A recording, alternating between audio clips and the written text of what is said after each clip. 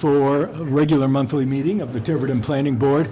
I'm Stu Hardy, Chairman of the Planning Board, and I'd like to make I do a roll call. I'd just like to announce that if anybody is here for the first item on the agenda, which is 331 Main Road, the adaptive reuse of a historic structure, the old Baptist Chapel building, to be converted into 4 residential apartments and 2 commercial spaces. That is being continued.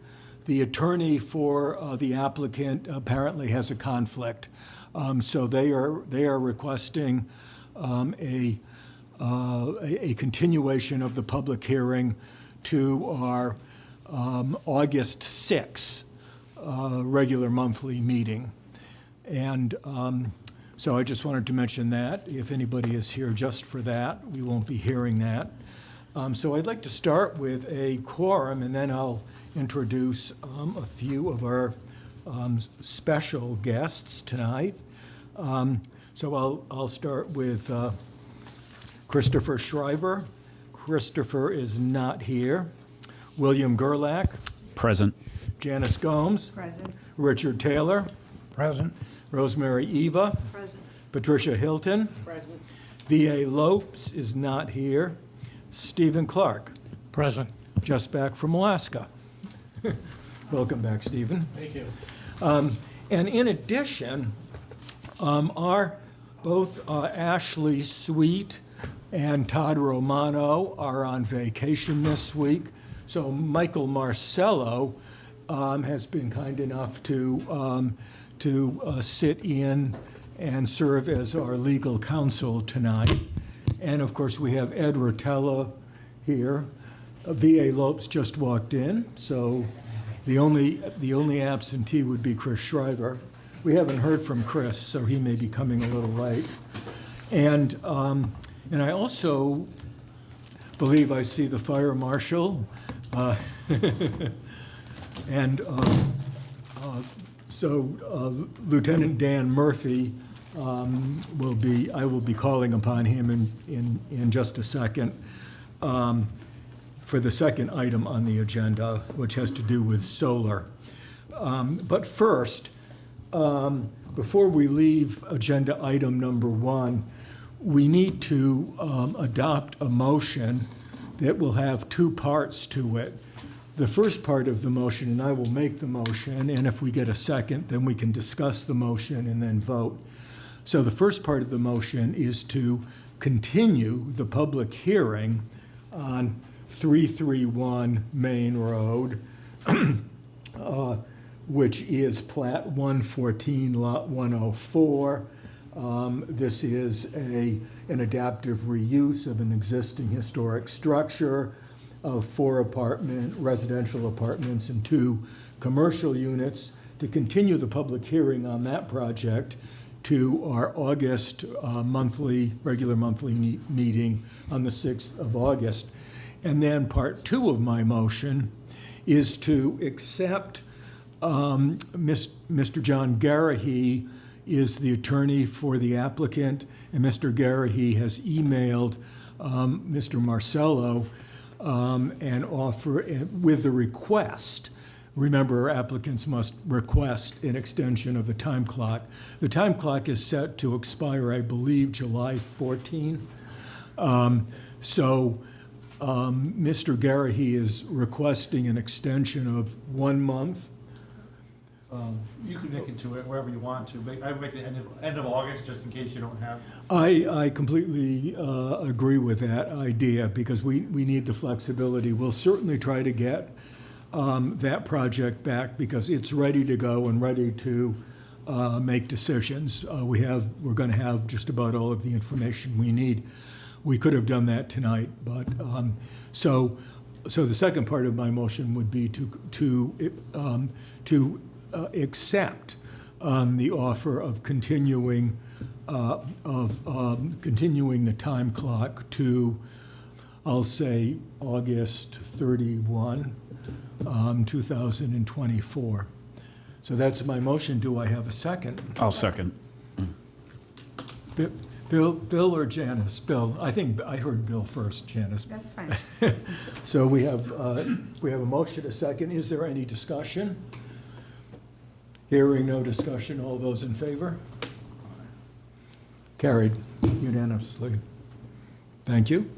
And now I'd like to actually invite Lieutenant Murphy up to the table, and maybe we can make a mic available for him.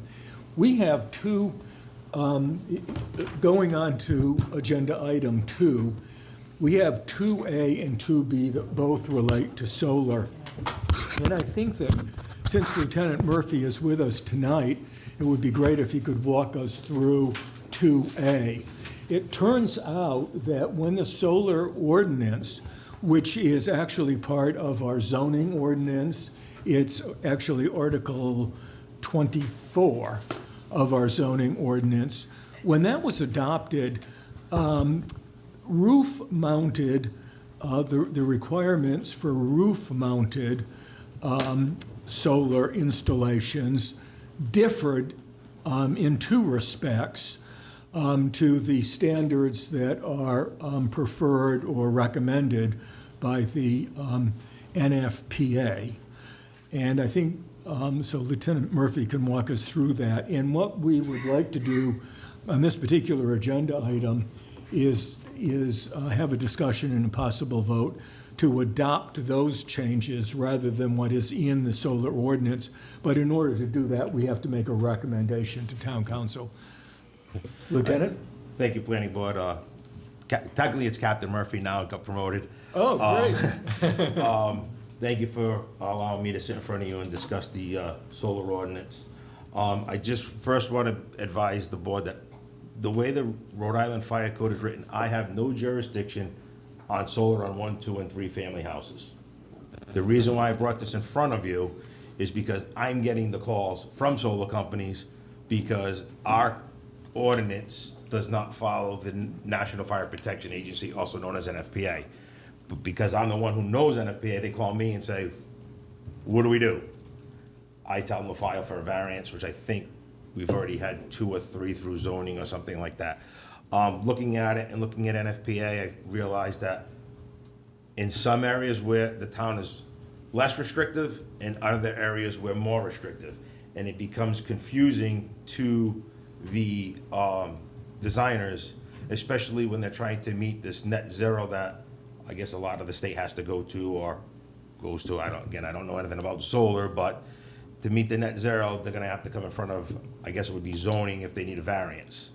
So I think if we were to, I don't know where the numbers came from. I was not part of the original zoning ordinance. But my recommendation to this board and to the town is to follow the recommendations of the National Fire Protection Association, but word it so that as the state grows, because right now we're using the NFPA 1 and NFPA 101 2018 edition. The state is behind, and it's always behind. Supposedly shortly, we're going to the 2021 edition. So I don't want to see the town lock into the 2018 edition, but if we can word it so that this ordinance by and of itself grows with the National Fire Protection Association, allow the ordinance to grow. Could you give us a very brief overview of the 2 items where we are not in sync with NFPA? So it has to do with. It has to do with dimensions, Yes, right? it has to do, so the town ordinance, right here, on section, I think it's Article 24, Section 4, parentheses 6. And that's the one we're technically talking, which is the conflict. It requires 18 inches around all edges. I think I don't know if you have my letter, but I did, it's the second paragraph in my letter. If you have it, that's your ordinance on section 6. It says 18 inches on all sides. Yep. Okay? The NFPA for 1 and 2 family requires 36 on one side of the roof and 36 inches on the other side of the roof. It does not have a requirement for gutter up, which I think a lot of our problem is that also because of the net zero issues. But it also, depending on the coverage, the percentage of coverage, it can either be 18 inches from the ridge or 36 inches from the ridge. I don't know if I enclosed that. So, NFPA says for PV arrays occupying up to 33% of the plan view roof area, a minimum 18 inches pathway shall be provided on either side of a horizontal ridge. For PV arrays occupying more than 33% of the plan roof area, a minimum of 36 inches pathway shall be provided. So the less coverage they do on the roof, the less they can, they don't have to do the 36, they can go to 18. But the more they cover, they gotta give more of a pathway. So that's kind of sort of how NFPA works. Now, commercial's totally different. We're not talking commercial, we're just talking residential, because commercial's 4 feet, and then they gotta go certain around, vent pipes, and so this is just strictly 1, 2, and 3 family houses. Okay. And could you give me the references in our zoning So, that need to be changed? So Because I that- need to make that right, part of the so it's motion. Article 24, Uh-huh. Section 4, parentheses 6, which is the one that calls out for the 18 inches around all edges. Uh-huh. And does that cover both issues? And then the second issue? Well, so what's the second issue? So I'm just saying that's the issue is we require 18 all around, but NFPA requires 36 Okay. from, if you're gonna do the front driveway side, but then 36 on the back side on the opposite roof plane. But also depending on how much roof coverage you do, it can require 18 from the top or 36 from the top. There is no, measurement from the gutter line up. They can go all the way to the gutter line, but they have to give a front and a rear, and then, so 36 here, 36 here, but if they cover more than 33%, it's 36 from the top. Right. We don't spell that out, we just spell 18 inches around. Okay. So that's where it's it's not major, but it's a conflict between the two codes. Okay, now I'm going to ask our legal counsel to address the issue of making this provision flexible. So there must be some language that we could say shall be consistent with the recommendations of the National Fire And Protection. I'll, 6 is unpitched roof, but you said commercial doesn't apply, so this is unpitched residential roofs? this is only for residential 1, 2, and 3, because on commercial, it has to follow NFPA. I've already failed 2, just for signage on commercial. So this is. One was so this would last- be- 2 weeks So ago. 6 would further restrict it back, so it's really restricted to just residential. Right, roofs? 1, 2, and 3 family, We need correct, to say that. right. Yeah, So 'cause- I would, if we're ready for it. Because it's also, I'm sorry, because you also differentiate between roof-mounted and ground-mounted. Ground-mounted, no matter where it is, I have jurisdiction over. But just the roof-mounted on 1, 2, and 3, it's Right. becoming extremely confusing between the solar companies and the NFPA. Super, super. So I'm going to suggest, in the interest of time, that I make a motion, and that if I get a second on my motion, then we can have a discussion of this, rather than trying to have a discussion now. So I would make a motion that, that the Tiverton Solar Ordinance found in Article 24 of the zoning code be amended with respect to roof-mounted solar arrays on 1-family, 2-family, and 3-family residences, with reference to Section 4-6, so that Tiverton's regulations are consistent and in total conformity with the NFPA current standard as approved by the state of Rhode Island. Mike, does that cover it pretty much? Okay, so that would be my motion. I'll And second that motion for discussion. and so VA seconds that motion, so discussion. You all understand what we're trying to do here. Tricia? So, I talked to Captain Murphy, and I understand what he's saying. I also had a conversation with the building official, however. So, I'm fine with the switch to 36 on one side and 36 on the other, as opposed to 18 and 18. And I would also guess that around here, where you have a lot of roofs, like on capes and things like that, where you have multiple roofs and gables and eaves, like, that's all fine.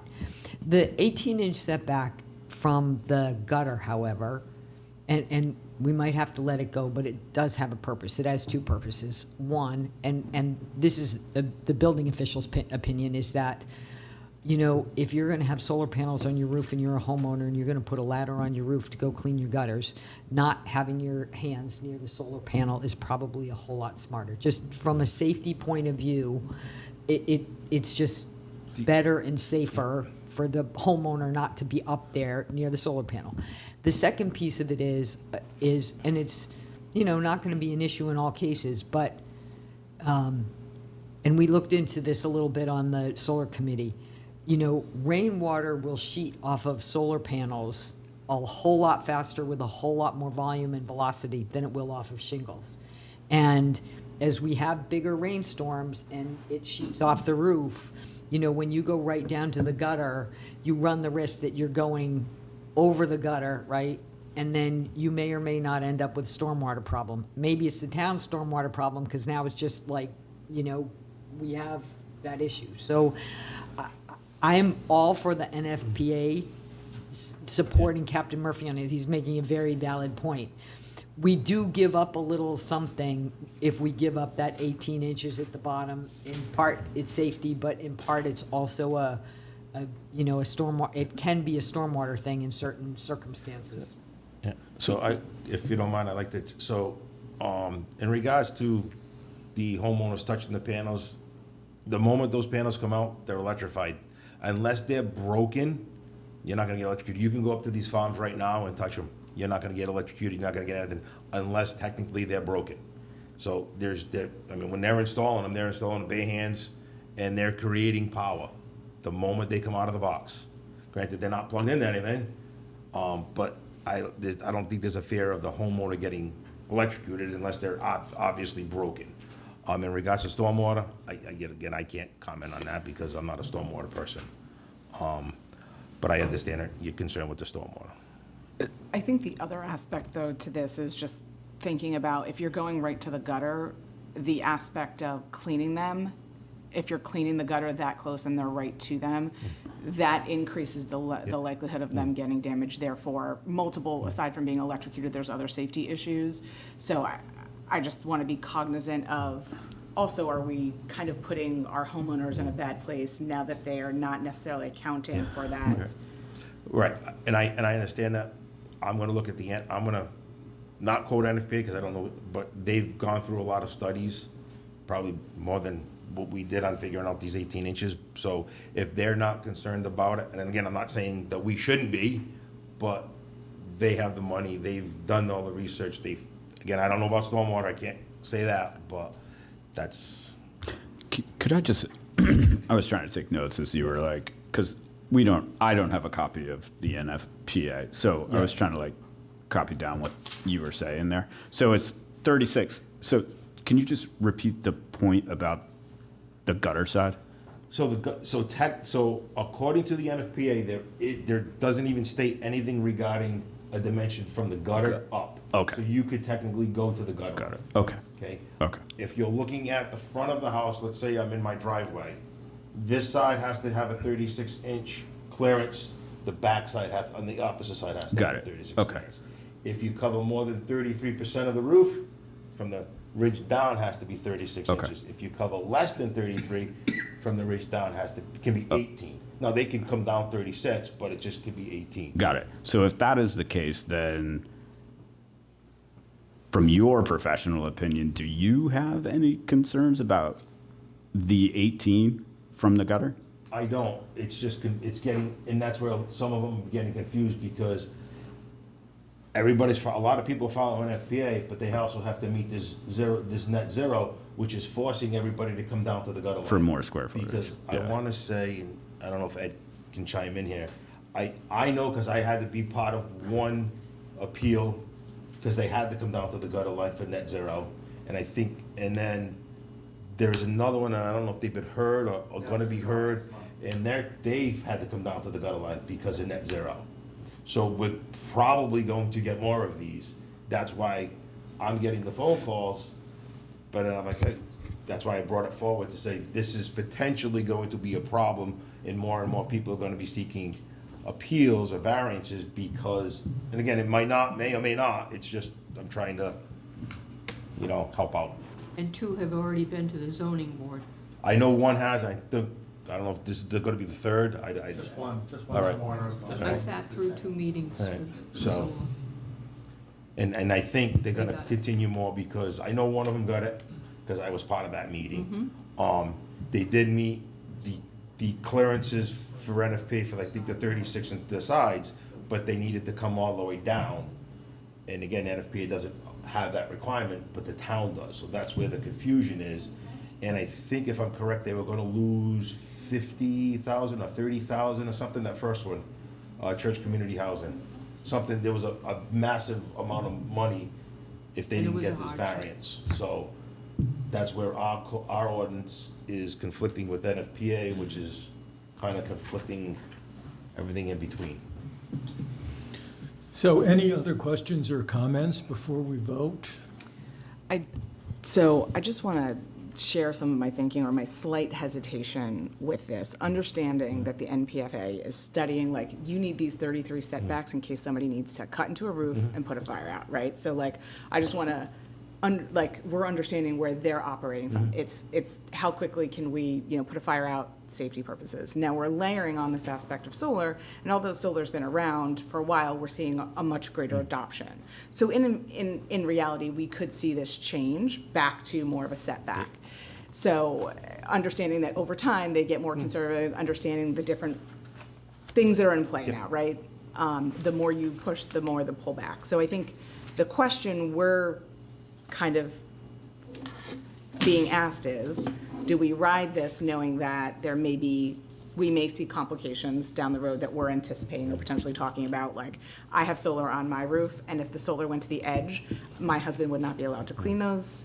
That would be the end of it. We need more, I feel like we need more breathing room, we need more space for him to operate on that roof. That would be my feeling, which is fine. So then I'm thinking about the costs associated with this, the safety, the stormwater issue. Do people inevitably need different types of gutter to combat that, right? Because it's also an erosion issue if you're missing the gutter and that's landing on your property somewhere. So I don't know the answer, but that's the rabbit hole my head just went down in this conversation. Thank you for coming to my TED Talk. I hope that didn't confuse anybody else, but. Thank you. Well, it seems, I don't know, from my vantage point, it seems like, okay, if you adopt the NFPA without that,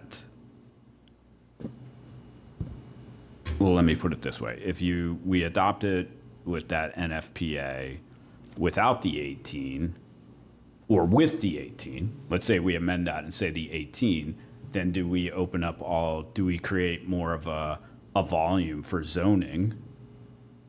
I don't know enough about this net zero stuff. I'm out of my lane here. Yeah, neither So, do I. you know what I mean? So are we sort of not seeing the forest through the trees? Are we creating more work ultimately for zoning if we go there and they can't? So I have a question for the solicitor and a comment.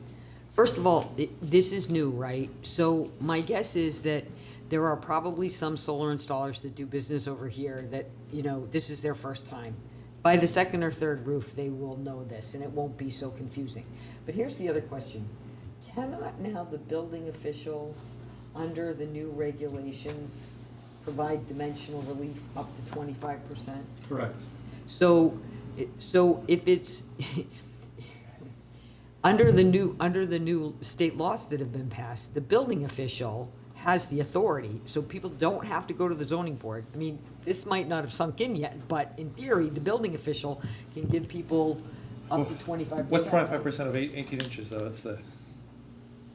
What's that? 3.5. 4.5. Better. 4.5. That's, yeah, it's not a lot. No, maybe not. So, just to, we only had one application before the zoning board, but I think your point is well taken. The issue is, community housing, whatever it was, they had a grant, the house that they built had to be, so much efficient, like 98% efficient, whatever, it had to generate its own power, up to a certain maximum amount. They needed the extra coverage to make that, feasible. That's why they sought the variance. And they did seek the variance to go to the gutter line, I believe. Yes. I can't remember, Yes. but it was to the gutter line, but Yes. all the other stuff they also got. Right. So that's a point well taken. If we, and again, it's not my role, but if you were to keep the 18 inches in, you will generate more variances to the zoning board, which if they can meet the standard and it's a hardship, they're gonna get it granted anyway. So you're forcing them to file an application, do the notice and all that other stuff. But not every house is a net zero house. Oh, right, exactly, right. That's the other point. So that happened to be a community housing, it was a grant, federal grants. Yeah. Not every house is trying to meet the net zero standard. It was only the special, it happened to be a special. But I do know that Grant there's funded one more, house. because I got the few phone calls, but I know there's at least one more coming. Whether they applied or not, I don't know. I do know, because I've been getting phone calls, and they're like, we followed this, but we realized we did this, and I'm like, well, I have a question. Could we change the ordinance? Because like for a net zero house, yeah, I think this makes sense. Can the ordinance require less restriction for net zero? Is that legally allowed? Like, because. Gets a little more complicated, then you gotta figure out, it's better just to have a standard, let everyone apply to it, and then if they need a variance, but, again, those were unique situations, there's no question about it, because they were getting funding that was contingent Yeah. upon them meeting a certain energy efficiency standard. Yeah. Okay, are we ready to vote, or does anybody have any more questions or comments? I don't see Yeah, any. I had one on I didn't see anything in here about the streets. If the transmission lines go off-site, do they have to, they have to go get something from the electric company that they agree to take it and to do the hookup, allow them to hook up. But we get into the thing like Brayton, do they have to talk to somebody and bring some authorization to dig up the street? How long it's gonna be before they repave? I don't think that's part of this ordinance, but that's a good question. Well, I don't know, I'm Yeah. still bumping over the last one. It wasn't part of the ordinance. That's a good point. Yeah, And that tied up. I don't think this particular issue would have any impact on what you're talking about, Dick. Yeah. But what you're talking about is an issue that we should probably, We should visit. we should revisit Yeah. that, because what happened with Brayton Solar and the roads was pretty horrific there for a It while. held it up for a long time. Yeah, yeah. well, I Everybody think, had to go around. Mr. Taylor, if you go to section 6, all transmission lines and utility connections from ground mount, because this talks about ground mounted, because if it's on a house, it's just gonna feed right into your house. Right. Ground mounted solar to any building shall be located underground unless physical constraints to the land and underground lines shall be determined by permitting authority. So I think that gets answered in section 6C. But we're off agenda. No, right, but I'm just, Yeah. I have another question. I'm not entirely against this, but I just, as we like to say in my industry, get smarter about in essence,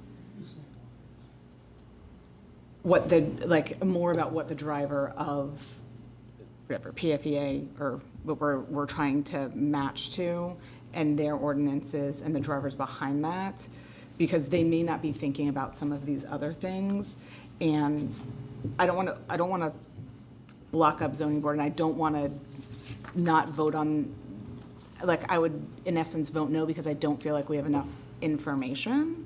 I know we're trying to ease some things up, but I don't want to open floodgates, is kind of my feeling. so the driving behind this was technically me. Yeah. I was getting the phone calls from solar companies because of the confusion between the NFPA code and our solar ordinance. And I installed it according to NFPA, but now I'm in violation of the town code, and I'm like, well, seek a variance, I can't do anything about it because it's on a single-family home. Yeah.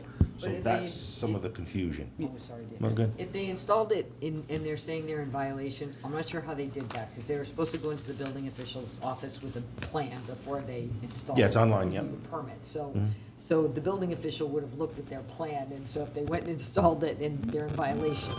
But what if we did something like this? What if we said something like, consistent with NFPA as adopted by the state of Rhode Island, and where possible, and being in compliance with NFPA code, that there should be an 18-inch setback from the, in other words, NFPA rules, but if you have the option, because there's enough room on the roof, you're not like trying to get a gazillion panels, that then you, and that's gonna be a call for the building official. He's gonna look at it and say, nah, you don't have any room to do the 18 inches, go ahead, here's your building permit. Or he might say, you got plenty of room here, shift that up a little bit. So, could we have language like that, Mr. Solicitor?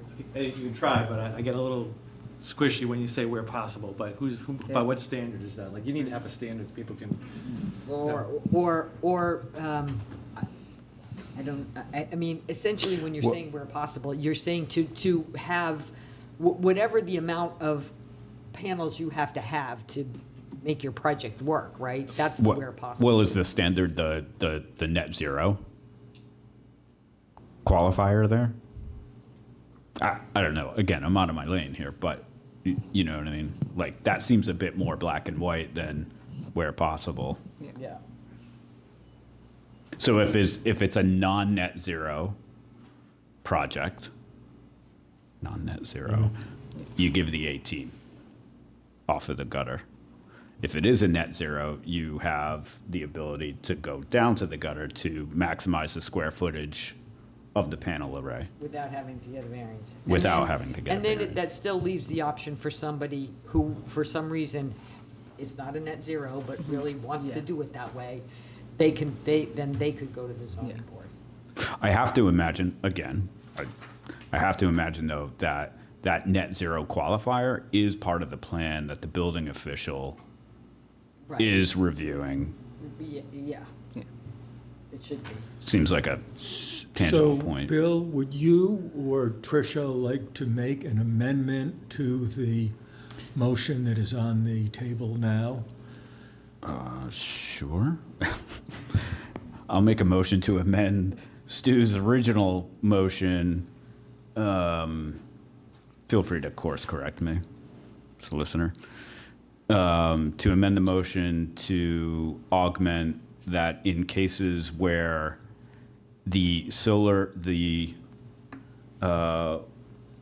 rooftop solar installation is not a net zero array, that we also require the 18-inch setback from the gutter side. Tricia, does that sound good to you? I think that sounds like a pretty fair compromise. Okay. And I think honestly, the building official will probably be pretty happy, because If Mr. Marcello feels comfortable with us going ahead, I'm not we'll, gonna exactly say that, but I get the point. and we can always. Hence my open invite If this- to if this- And I'm gonna talk- wordsmith. If this doesn't. As required. If this doesn't work, we'll think of something else, but I think I agree, it sounds like. It's the spirit. I get- Exactly, Just and to clarify, the not net zero is not about the array, it's about the house in general, right? The whole house has to be net The zero. entire house So has to it's be. not just the array. So Got that's- it. Perfect. Okay, out of my lane. So, and remember, we're not changing the ordinance ourselves, we're simply recommending to town council. So, having said that, we now have an amended motion on the table. Is there further discussion? Seeing no further discussion, those in Actually, I fa- just want to say, I'm not trying to be a pain in your No, butt. I no, just want you you're to not. know, I'm just trying to I just foresee, know, I so just I'm not trying to wanted be difficult. No, I just brought this forward because there is confusion Yeah. out there, and I just wanted to see, I want to say Ed was the one now's the time to bring it forward, because you are looking at zoning changes, so that's why I did bring Yeah. it forward. No, I just Yeah. want to Fair. enlighten people. It'll ease a little Right. burden, but be Yeah, just but- uncomfortable enough for you. But Via, having said that, I've been around for a long time, and Rosemary's been, and Dick have been guys are around just even kids, come longer. on. And we learned a long time ago that NFPA has a hugely positive reputation all across the country with the firefighting professionals, and we always try to be consistent with Yeah, NFPA. when you go to, even though it's a standard and it has to be adopted by each state, when you, It is. when you go to court, they bring up NFPA, because it is This is not a nationally controversial recognized standard. organization. Oh, no, This and, is- and I this- don't want you to this think has- I, No, absolutely not. I don't I don't think it- take offense to anything. I It's don't just think that something it I brought- isn't, yeah, and it's just like, it's just my training in the sense of like, they're focused on one particular thing. Like my sister-in-law is a Southern Marin County firefighter in California, like I totally understand and appreciate it. I've lived through multiple wildfires, that's why I moved back here, because they're scary. So I appreciate that, but I just want to be cognizant of, like, we're here because we're balancing all of these Yep. different things, and I just want to give them everything it's due, So I- I'm calling the question. All of those in favor? Unanimous. Thank you for your time. Thank you so much, Captain, and congratulations on your appointment, on your promotion. I wish somebody would promote me. Oh, come on. So that brings us to B, which is also solar, and this has to do with the adoption of a checklist for solar ground arrays, and they're now beginning to come before the planning board. And we need a checklist in our land development and subdivision regulations that applicants can look at so that they know what items they need to present when they're applying for a solar ground array. And I'm actually going to call on Tricia Hilton because she headed up a town council committee that actually put our solar ordinance together. So I've asked her if she would sort of walk us through what she and Ashley have come up with for a checklist. So, I don't know that, I'll be honest, I don't know that we've gotten that far. Could you speak into the? Sorry, I took a stab at going through other towns' checklists of things that they have around solar that aren't in their regular, on their regular checklist, and then I just made like a core dump list of those, and I gave them to Ashley, but they haven't been vetted, they're just like, this is what other towns have done. I don't know that Ashley's had a chance to actually look through those and see which ones make sense, especially since she's the administrative officer. So I think we should probably wait on this until Ashley's back from vacation. As I said, so we do have this sort of, core dump list, but, how they're phrased, they're all from different places, so they don't all read the same way because they're from different towns. But we do need one. The good news is that it's not a crisis because everything that you need in the checklist is already in the ordinance language. So one way or another, you're gonna end up handing that stuff in. It just would be, I think, really helpful for an applicant to have a checklist so that they, so that's where we are. on the But we check- can still enforce getting all of the information Yes, we 'cause feel it's we in the need ordinance. to make an informed decision on a solar ground array. Yes. That raises another issue, though, Tricia, in that the next agenda item is authorizing the planning staff to advertise for a public hearing for changes to the subdivision regulations, and we had included solar along with the subdivision regulations that will implement the new conservation development program. So we would need to then take solar out of that equation because we're not quite ready for it yet. Right. The other thing, although it's buried in the later agenda item of special use permits, is that we need to, when the solar ordinance was written, all those special use permits went under both Article 20 design review as well as major land development, and now in the law, you can't do that anymore. So we really need to take a vote to authorize planning staff and our legal counsel to strike the words Article 20 development plan review in all the, and just Right. leave them as major land developments. But we Right. do need, because this is an ordinance, we do need to make a vote to recommend that otherwise. Right, otherwise, it wouldn't even come before the planning board, it would go before the technical review committee, I believe. Well, it says both. I mean, it says it's both things. Plus, the other thing is their special use permits, and now under unified review, they gotta come here. So we just, the simplest, cleanest way to do it is to leave them as, leave the language that says, reviewed under major land development, but strike the words in that same sentence that say, under Article 20. So we do need to take a vote. Article 20 is development plan review. Yeah, so we do need to take a vote to strike that language. Are we recommending, or? I think we have, you can't do that way anymore, Right, so so. it's, but it is a recommendation. It's a recommendation technically, but If you left it in the ordinance, you couldn't do it that way. you couldn't do it that way. Just, State law changed that you cannot have a master plan review and require a DPW, development plan review in the same application anymore, it's one or the other. yeah. But we're talking about the next agenda item here, not the, just technically. It's actually, it isn't, because it's kind of buried down at the bottom of the agenda. So since we're talking about solar, I didn't know if we wanted Yeah, to we're. move this up, Right. and, because Sure. I don't think there's anything, that other agenda item is kind of a keeper. There's nothing else in there we're gonna talk about tonight, except for this. So do we, We would need a motion motion. to take the agenda out of order in order to bring up, Let's, and this would be agenda item 2I, I think. should we close out Yeah, the checklist item first? yeah, so let's make Yes, that a motion. we are, we have deferred the checklist item to our next meeting, which will be August 6th. I make a motion to that effect. I'm not sure we really need a motion You're to gonna do. table it to August 6th. You're tabling it to August 6th, right? That's what you're doing? We're Does that tabling require a it until motion? August 6th if we need a motion. I'll continue it. So, Rosemary, are you making I'll that second. motion? I'll make a Okay. motion to continue. And Tricia seconded it. All those in favor? I don't see any discussion. Unanimous. Okay, so this I'll make bring, a motion to move up, what is it, 2I? it's, I believe it's 2I.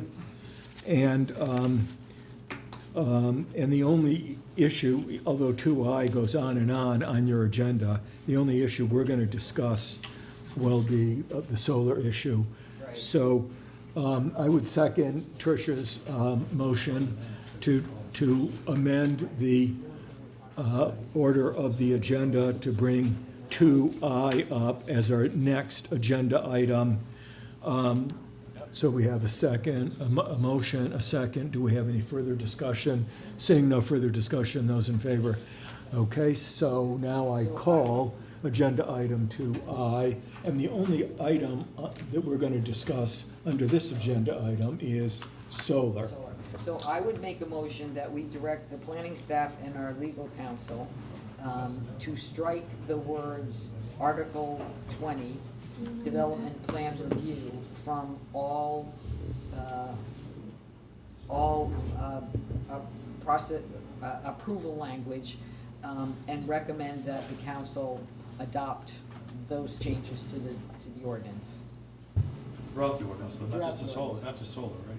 Throughout everything.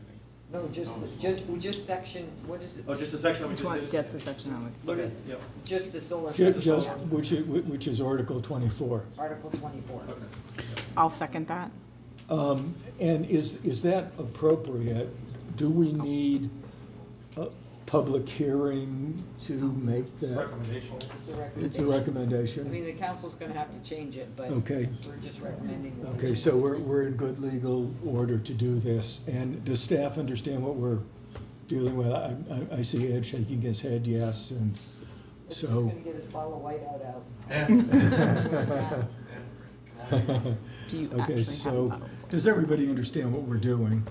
It's this crazy, it's this change in state law that we're still, dealing with, and sometimes we haven't anticipated everything. Bill, did you have a, No, I was going to ask that the motion be repeated.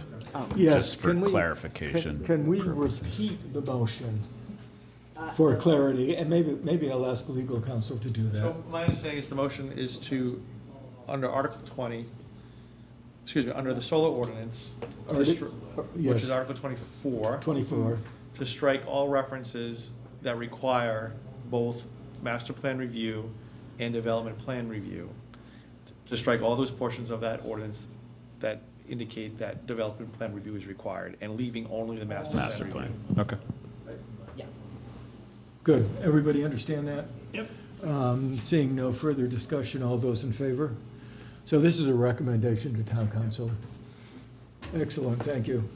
Yeah, and for Ashley and Todd to, Right. actually do the work. Right, right. Okay, Form-based zone. so that brings us to agenda item 2C. And this has to do with now simply authorizing the staff, and in fact, instructing staff to advertise for a public hearing for the planning board to consider amendments to its land development and subdivision regulations with respect to conservation, conservation development, and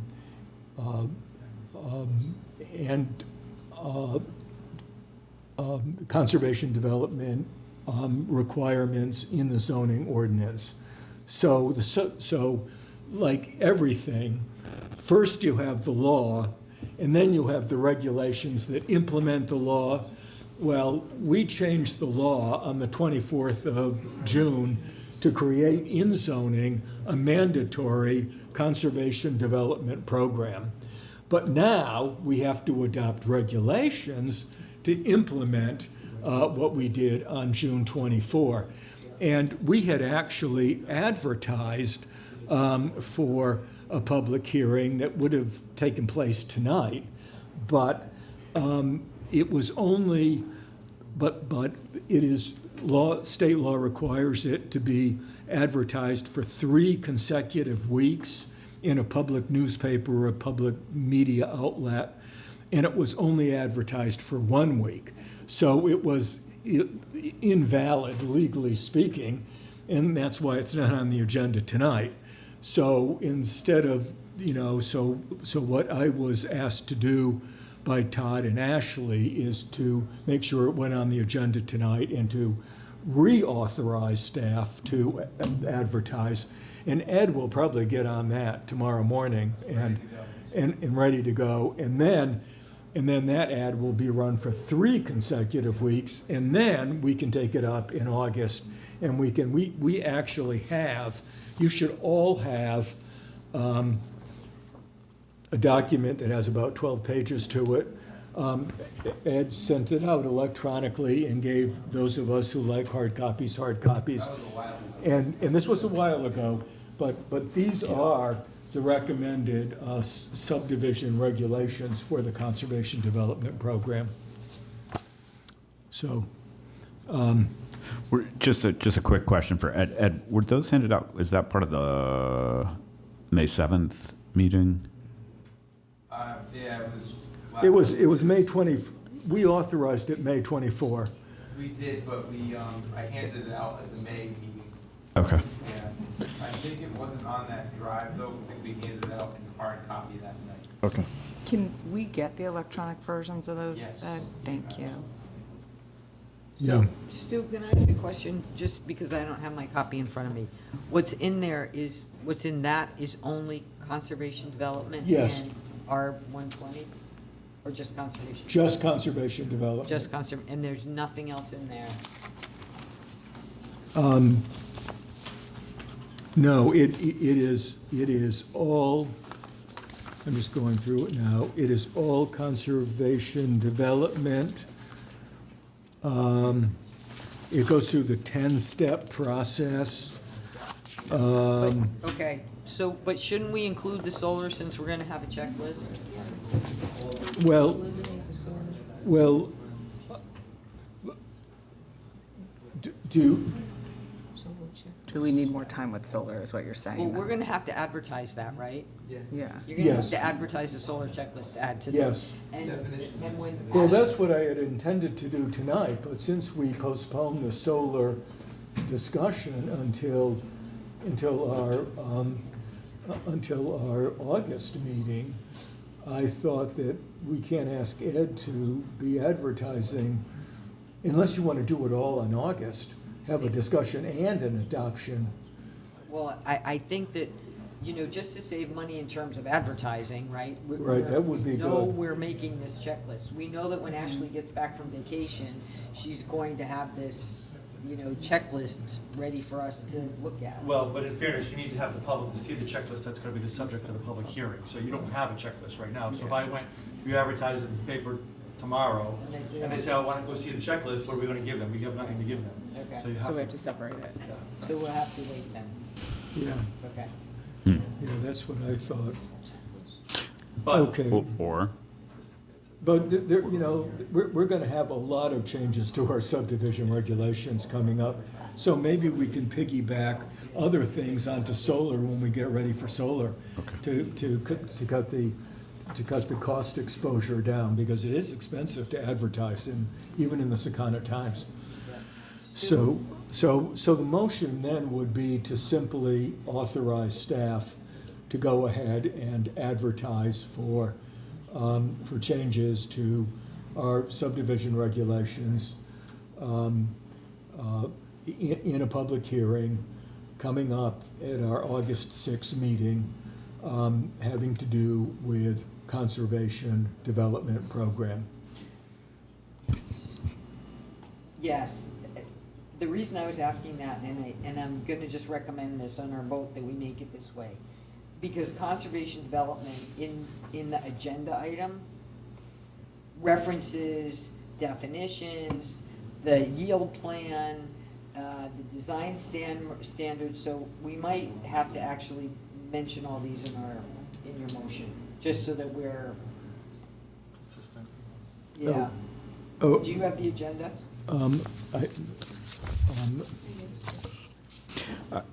So I would be happy to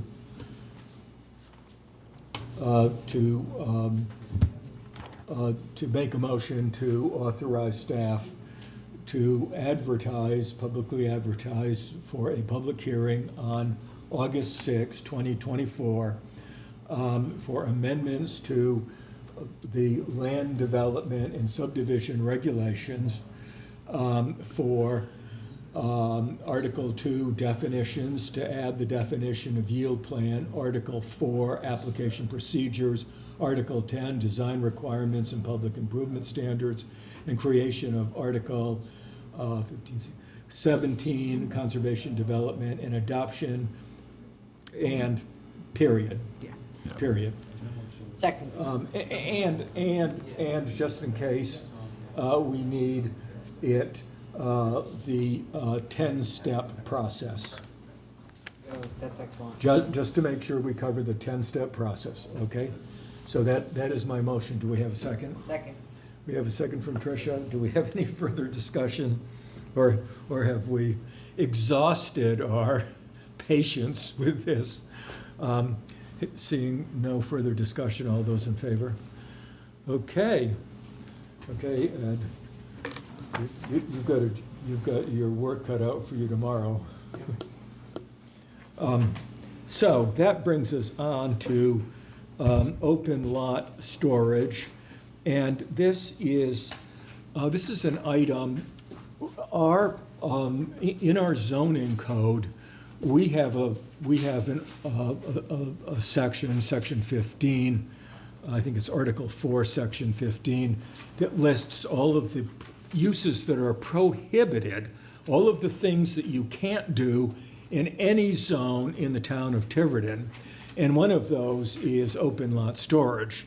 And, but town council has referred to us and has asked our opinion of an amendment that would change that to allow utility companies to have open lot storage if they have new projects or things that need to be replaced, utility components like telephone poles that need to be replaced, that they be made an exemption to this to some extent. And we all have that language, and it is entitled Proposed Amended Ordinance dash Zoning. And then it goes on to say, in accordance with Section 4, District Use Regulation, Article 4, District Use Regulation, Section 15 of the Tiverton Zoning Code. And then it goes on to Section 15I, which is open lot storage of junk, scrap, salvage materials, construction equipment, and/or materials not associated with a wholesale business, et cetera. And then we have some amended language that allows utilities to engage in open lot storage in the town of Tiverton on lots, except lots that have one or more residential units on them. And this would be open lot storage for a period of 3 years. And there are some requirements for the end of that 3-year period of remediating or cleaning up the storage area to its previous state. And so that's what we have before us. And we have a gentleman here who I believe represents Rhode Island Energy. That's correct. My name is George Watson. I'm an attorney for Robinson and Cole, and I'm here on behalf of Rhode Island Energy. Okay, so I would call actually on Solicitor Marcello if he would like to walk us through the draft. Sure, so this draft came from my office after a meeting we had with Rhode Island Energy, representatives from Rhode Island Energy who are in the process or have been approved for a permitted project to update and replace some utility lines and poles, both in Tiverton and I think in Portsmouth, and Mr. Watson can talk about that. You're correct, in our current zoning code, open lot storage is not allowed unless it's part of accessory use to the existing business anywhere in Tiverton. So if I had a landscaping company, I guess, or a bricklaying company, with a building on it, and I needed to store my bricks outside, I could do that because it's associated, it's accessory use to my primary business. That's allowed. But you just can't have an open lot storage with no underlying business there. And that's what our zoning, Rhode Island Energy, recognizing that's what our zoning did not allow, approached us and say, hey, we have a project, temporary project, and we're looking for a temporary place to store our utility poles. I think are they utility poles? Yeah, transmission structures. Transmission poles, sorry. Transmission structures while we put it up. So the only way around it was to try to change the ordinance. We drafted this with, I drafted this with consultation with Rhode Island Energy. The council sent it back to you guys to give a recommendation, but it basically says what it is. It's a public utility. It's not anybody. You gotta be a public utility, which means that you gotta be licensed by the state or regulated by the state. So that's either an electric company, a gas company, a water company, or similar entity. It's temporary to store materials and limited construction equipment associated with an active and formally permitted. All these projects, when you see the utility lines being replaced and whatnot, those are all permitted by a state agencies called the Energy Siting Facilities Board. So they have to permit these. This is just not like Marcelo wants to store utility poles on someone's property. This is a utility company that has a permitted, approved project. So we know what the project is, we know where the project is going to go. They need a place to store the stuff for that project, to complete the project. And again, 36 months, they can only use the property for 36 months, and there's certain findings that the building official needs to make in order to permit it. And again, once the project is done, they have to restore the lot to its regular condition. And there is a restriction, as stated, that cannot be on a residential lot with a house on it. So, pretty, But it could be a residential lot with no structure. Correct. On it. correct, could be. So, And that's where we are. so, I'm sympathetic with the general idea because utilities are essential businesses that we all rely upon. We need water and wastewater and electricity and natural gas and other things that utilities provide. And as Mr. Marcello said, we're talking about utility projects that are authorized by the state siting board. I would like to call everybody's attention to two bits of correspondence that I believe have been distributed. One from Jay Edwards, a town councilor, and another from Sue Anderson. And they raised some issues about this that I think are valid. Does everybody have that? I do not. I think the J. Edwards. I was under the impression that Jay Edwards had requested that that be made available to everybody on the planning board? No? Okay, then I have it.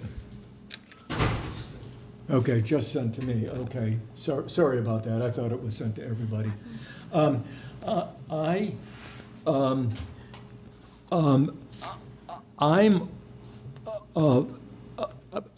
think that we should separate thinking about this issue just with respect to a project that Rhode Island Energy has now that was brought before town council at a town council meeting a month or so ago. And because what we're doing is we would be changing zoning not just for Rhode Island Energy, we would be changing zoning for all utilities. So we need to think of it not just in terms of a single project. I personally, and I'm going to open this up for discussion, but you know, I'm a little concerned about the time period of 3 years or more. 3 years. I would prefer to see a time period of perhaps 1 year with the ability of the utility company coming back to town and asking for 2 additional annual renewals so that they could get 3 years if they needed it. But they would still have to come back to town after 1 year. And then if there are issues, that's one issue that I have. I'm also concerned a little bit about what gets stored and in what amount. I'm concerned about anything that would be a nuisance to the public if it's going to be there for 3 years. Is there odor? Is there dust associated with it? Is it more or less of a discrete assortment of things, or is it just big piles? Because I just was on Eagleville Road earlier today, and I can tell you, we have permitted some things that we thought were going to be very discreet and very unobtrusive, and they turned out to be huge piles. So I'm concerned about that. The third issue that I'm a little concerned about is allowing it anywhere in town except a lot where there's already one or more residents. I don't have any problem with the findings that the building official would make, but think about this. Anywhere in town, a residential area, and think about the noise of trucks backing up in a residential neighborhood. Beep, beep, beep, beep. Think about the dust that's going to be generated. Think about the traffic. Think about a congested intersection. We have several in town that are a bit controversial right now, where we're very concerned about new developments, commercial and residential, that will put a lot more traffic into those intersections. And now we could, on top of all of that, we could have a storage area with trucks coming and going. So I think that we need to restrict this. I would restrict it to just the industrial zone and the PDP, the Planned Development Park Overlay District that overlays the industrial business park. So those are my three issues. I'm just kicking off the discussion with my three issues. And again, remember, we're not talking about just Rhode Island Energy. We're talking about any utility company. Would anything being stored be hazardous? My understanding is that no, nothing stored would be hazardous. What is stored there are the structures. I'm not sure about the wires, if the wires would be stored there before they're pulled. But these structures are not local. And they're going to be metal structures replacing what's currently the wood structures that are within the right-of-way. Well, here I'm uncomfortable because here we're discussing one particular project. That's Whereas, the basis of this request. Of where- course, it applies to everyone, but Right. certainly you would want to know this is a licensed utility. It's a utility that has come to us. You would want to know, I would hope, to figure out what this project really is. They've came to us. I think again, I agree with you. This does applies to everything, but this doesn't apply to, this will only apply to licensed utilities when they have a project that is permitted and when there's no other suitable area is available. So that's the standard, one of the standards.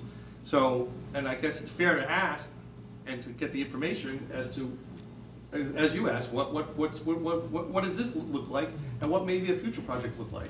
So, again, this happens to be a large project, at least from what I understand, but there could be smaller projects, so. So again, yeah, I think it's okay for you to ask about this project, but recognizing that, yes, by changing this ordinance, you are permitting it for throughout the town. If you meet these other criteria, if you're a licensed utility with a with a permitted project. I'm sorry, Janice, I kind of cut you off there. Would you like to ask your question again? And I cut this gentleman off here. Well, I'm just thinking maybe treated wood. So the structures going in are metal. The wood structures that are currently there, as those are removed, let me back up for a little bit. We have, there's two projects that are going on through Tiverton. One of the projects extends through Tiverton into Portsmouth. So there's the main line, which you see when you cross, it crosses the Secana River right by the highway. And then there's the tap line, the Tiverton tap, which runs to the Tiverton Power facility. And that's the one that kind of follows 24 until it cuts across by the athletic complex. Yes, With the power company. all at once. And then and so that's, we're replacing both lines. So the project right now is to replace both lines. Right now, we've submitted an application to the Energy Facility Siting Board for the first portion of the project, which will be the tap line. So that's 2.1 miles. Now, you may ask, why haven't we come here before asking for this relief? Those lines haven't been replaced in 40 or so years, so that's why we haven't come to ask for this relief before.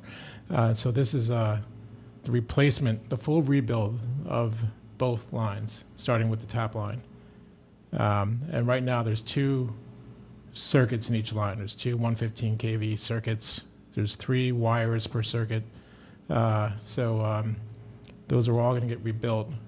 The wood structures are going to get replaced with the metal structures. And so what would be stored at the laydown area are the new structures, insulators, which are the kind of the glass packs that hang from the structures to the wire, glass or ceramic. I'm a lawyer, not an engineer, so apologies if I get anything wrong here. But it's the structures, the insulators, and possibly the wires. Stuff that is removed in connection with the project, so everything that's getting ripped out is not going to be stored here. That's going to be removed from the right-of-way and then taken for disposal or recycling. And despite having a lot of property in Tiverton, because we have these huge right-of-ways, it's utilized by the wires, so it's not, it's just not conducive to having a laydown area within those existing right-of-ways. So do you have a site in mind in Tiverton that you'd like to use? We have a couple sites in mind. One is the off of Sousa Road, I believe. So that's the that happens to be in a perfect proximity as far as location towards close location to the projects. It's not developed. So would this be the Trilogy property at the corner of Sousa and Main? It's at the corner, but it's not the corner where the gas. It surrounds that proposed gas station. It's not the gas station parcel. Do you own the property behind the park and ride? We do. I was involved with Stone and Webster. We built the power plant there, and we brought in all those lines and connected there. But do you own behind the park and ride? We do. Is there a building there? Not residential, but there's a substation there. There's a substation. Could that be an accessory to the primary? I mean, it's. A substation doesn't produce anything. It's not a business. A substation is a Right. substation. It's an electrical substation. It's not a business, right? I'm not a lawyer, but I do. But I'm assuming that if they could put it there, they would have used it there. There must be a reason why they haven't used it. Well, we thought that the ordinance wouldn't, that would also, you're right. And so, but that's also one of the properties under consideration. The difference between the 2 properties is that the one off of Sousa Road is already cleared. In order to do the one off of Fish Road, there's a substantial amount of clearing that would have to occur. This isn't a public hearing, but I see that Jay do have Edwards one. has his hand up. And LA, VA will go directly to you after Jay. Hi, Jay Edwards. Happen to be on the town council, but, so I had thought that everybody was going to get a copy of this, but I'll give you the high points. So I suppose all of us fully realize the importance of utilities and them being able to do the work they need to do to keep systems upgraded and operational. My only concern is, and it's just not them, keep in mind, this is an ordinance for any licensed utility company. So my concern is that it would by right allow them to pick a point in town, anywhere in town, negotiate with the landowner, and in fact, lease the land for 36 months and store equipment that they think is necessary for their efforts. I have a problem with that part of it because that means that any landowner could enter into an agreement. They could be in a residential area and effectively run a business in a residential area.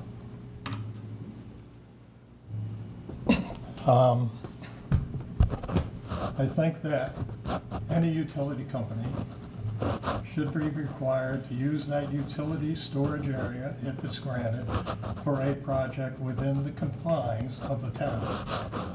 Not Westport, not Middletown, not Newport, Tiverton.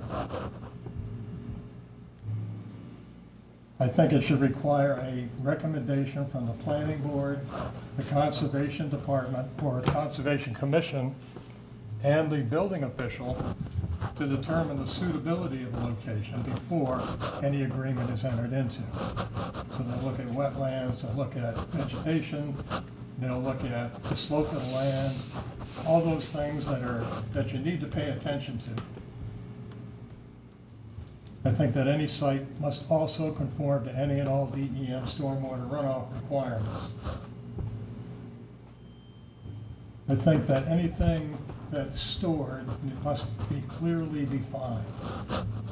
No gaseous hydrocarbons, no diesel fuel, no gasoline, none of that kind of thing. Nothing flammable. 36 months, in my opinion, is far too long. The Brayton Road solar project took what, a year? More. No, the actual construction took about a year. So in my opinion, it should start out with 18 months with the ability of the town council to extend that upon requesting for cause.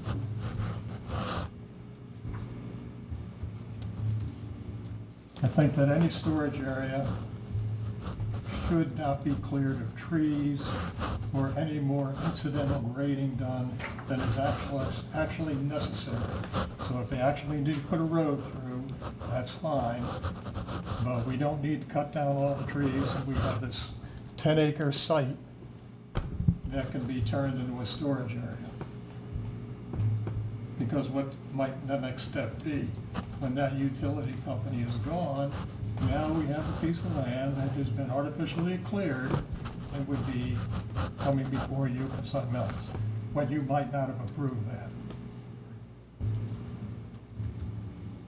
And finally, within 60 days after the completion of the project, it needs to be restored to its pre-use condition. And that could be extended by the town council, or whoever, for another 60 days, once, upon request and for cause. And why do I say all this? Because it's our job to protect the town. Now, I don't think utility companies are bad guys, but human nature being what it is, we've seen this. There's one on Eagle Grove Road right now. We got told what it was gonna be. That ain't what we got. So we gotta be careful. Thank you. Thank you. If I may, I'm not sure the solar developer is at Eagle Road. I don't know if they would qualify as a public utility, so. No, I think Mr. Edwards was referring to two different projects Okay. altogether. Eagleville Road is something called East Coast Construction, whereas the Brayton Solar is on Brayton Road in South Okay. Tiverton. But a VA had and I cut her off, so I'm going to call on her now. No, I just have one question. This is particular to your project. Every area that you're considering for this storage for this project, are they all owned by your utility company currently? No, they're not. Are any of them in residential areas? Or are they in I business? don't know if Sousa Road is considered, It's mixed. it's mixed. That's the general It's general commercial. commercial. residential. It abut residential, okay, great. And then I have a question for you all. This new proposed language, who did this come from in town? That's- My office and It came town from, council, yeah. okay, thank you. Tricia? I have a question. My first question is for the solicitor. So in terms of the criteria that's here, who evaluates that criteria? Building official, as written, yeah. So the zoning official makes the decision, The building official. Oh, yeah, building zone, yes. the building zoning official, well, the same person. Same person, yeah. So they make the decision as to whether or not it would interfere with the surrounding neighborhood or there's no other suitable. And the reason why that we put it with the building official and have these criteria is that once the building official makes that determination, it is appealable by a resident or who might disagree with that determination to the zoning board. So this is not an automatic. There's an opportunity for people to weigh in, and if they don't like it, there's an appeal period. I want to stress, this is not a permanent zone change. This is a temporary use of a public utility. Provisions like this are common in zoning ordinances throughout the state. I think This is actually modeled, I think, after Warwick and a couple others that I found. Because of the public necessity, as Mr. Edwards indicated, we need public utilities. We need updated infrastructure, whether it be electric, water, or cable.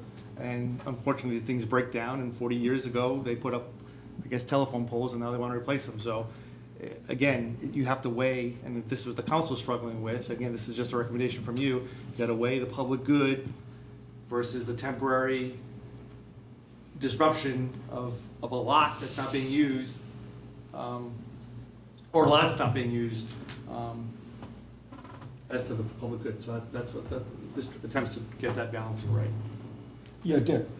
Oh, Yeah, I think, I'm in agreement with the first thing I heard where it said temporary storage for 36 months. To me, 36 months is not very temporary. But what happened to just-in-time manufacturing? You need it 3 years ahead of time? I mean, the stuff that comes in when you first start, and the thing that I'd be concerned about is, with the best of intentions, saying, well, the wooden structures are gonna get hauled off.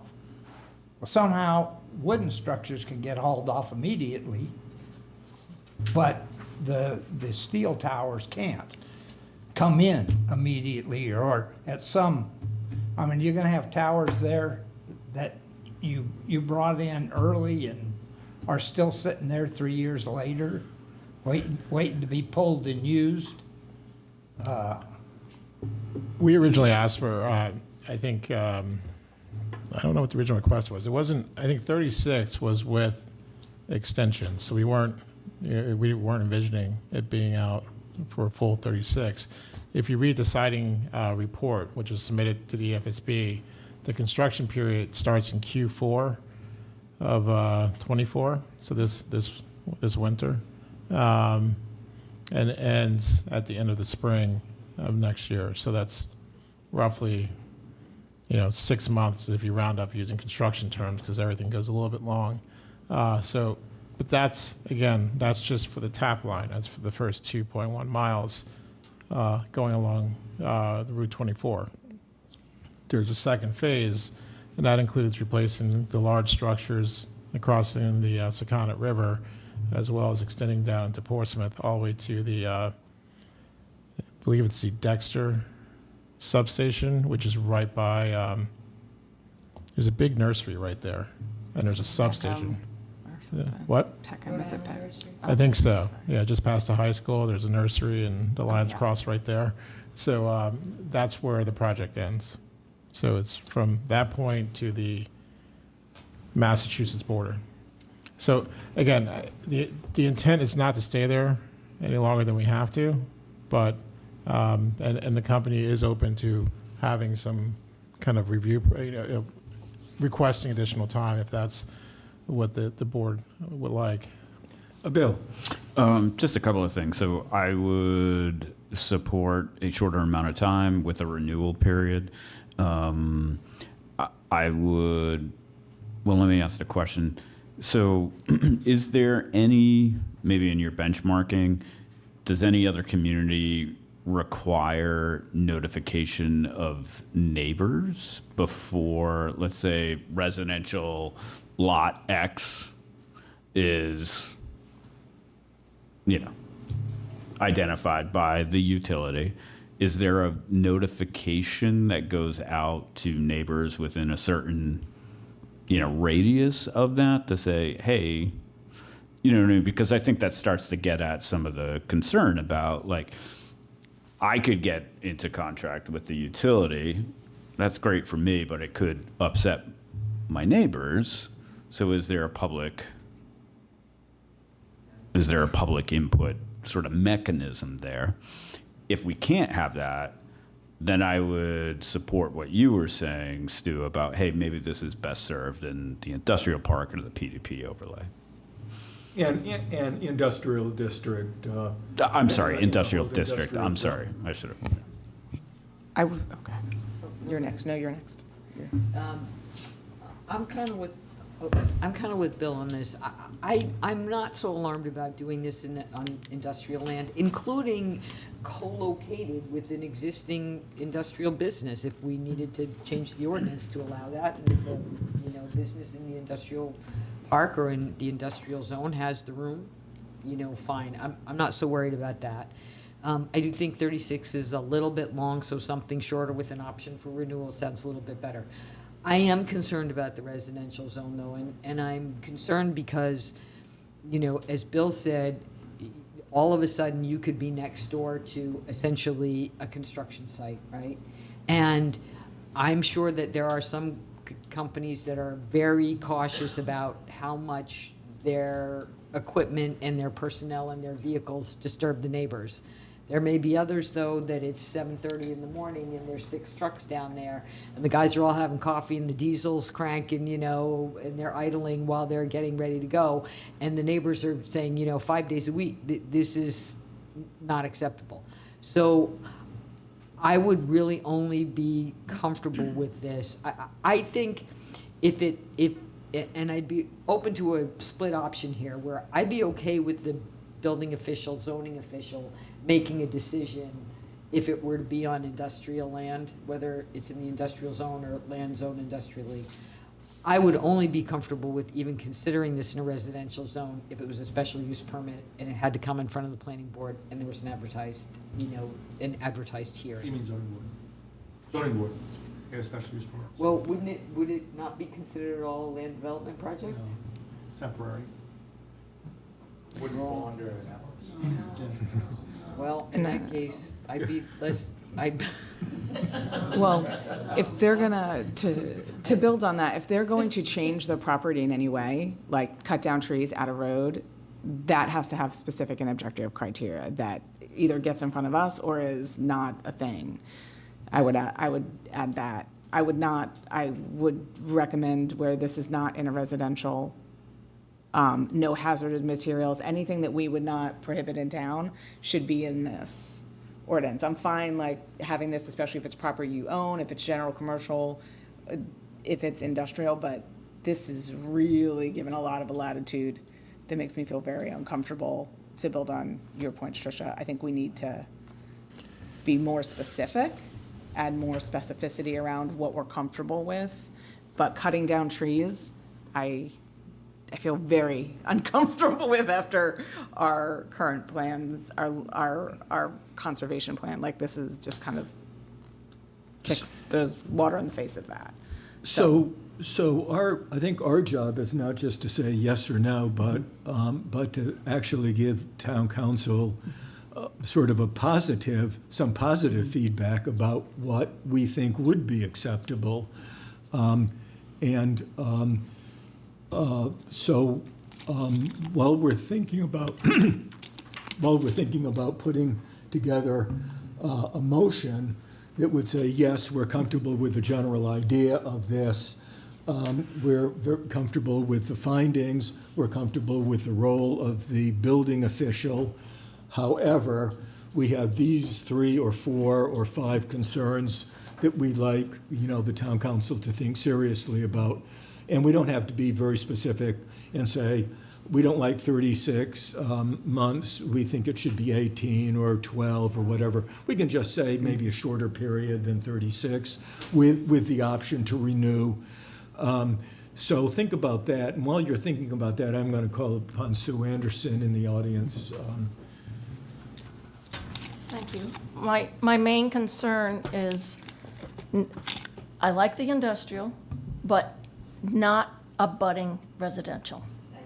Okay, because there are, Longfish Road, you have industrial, but you've got residences on the other side. So just think about that. But I really prefer that it be industrial, not abutting residences. Can I ask Susan a question, Sue? Yes. So when you say not abutting residential, I mean, the whole industrial zone that goes up Fish Road on the other side of the street is residential. That's correct. But all those properties are zoned industrial now. I mean, I know, but something like this where you have trucks going in and out all Right, the but time. I'm just saying a lot, I mean, those industrial businesses, some of them already have trucks going in and out all the time. I mean, that's, I understand what you're saying, but I don't know that that's practical because the businesses that are there have trucks that go in and out all the time. But not big ones like this. Well, but if anybody came. But are they? That's But- the thing. But I don't- anybody wants to build Yeah. an industrial facility there, they can do that by right. Trucks are bigger than the. So Than the we can't say no to temporary when we have to say yes to permanent, is my thinking. And I see one other hand up from the audience, and while you're coming up, I think we can frame, I think that there's general consensus on the planning board here that, and I'll be happy to, I have a question while Jamie comes up. Is from an order standpoint, do we have to motion to vote on these amendments, or is this just a discussion that we? no, we have to send a recommendation to town council, and they don't want yes or no. They want They- specific they- direction. Okay, great. They would like some guidance from the planning board, I think. Okay, great. Yes. Jamie French, Craig Avenue. I also was going to say our industrial districts are surrounded by residential, and it's horrible. It's a terrible thing. Show Street, we don't want it in Show Street either. And the Trilogy lot, I believe, was recently cleared within the last year.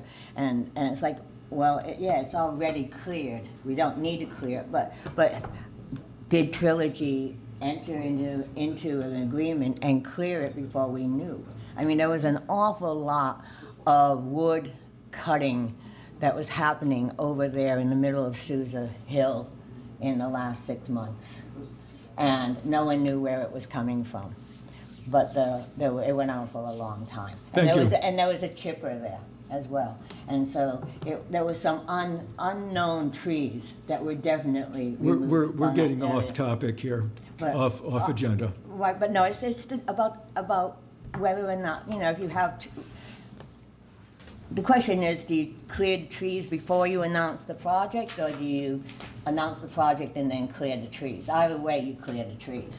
But my third question is at another meeting, it was understood that the Aquidneck Island will be receiving their new energy on January 2nd of this year, and that the transmission lines to Aquidneck Island would be finalized by January 2nd, and that the island was going to have a shutdown of 24-hour blackout while it was changed over to the new power, and that they were planning on being out of the area. You know, that they were currently Jamie, using was gonna be out by you're March. way off topic. Well, I'm just saying, No, I'm sorry. I'm sorry. It is my job as chair of the planning board not to permit this to go on anymore. Please return to your seat.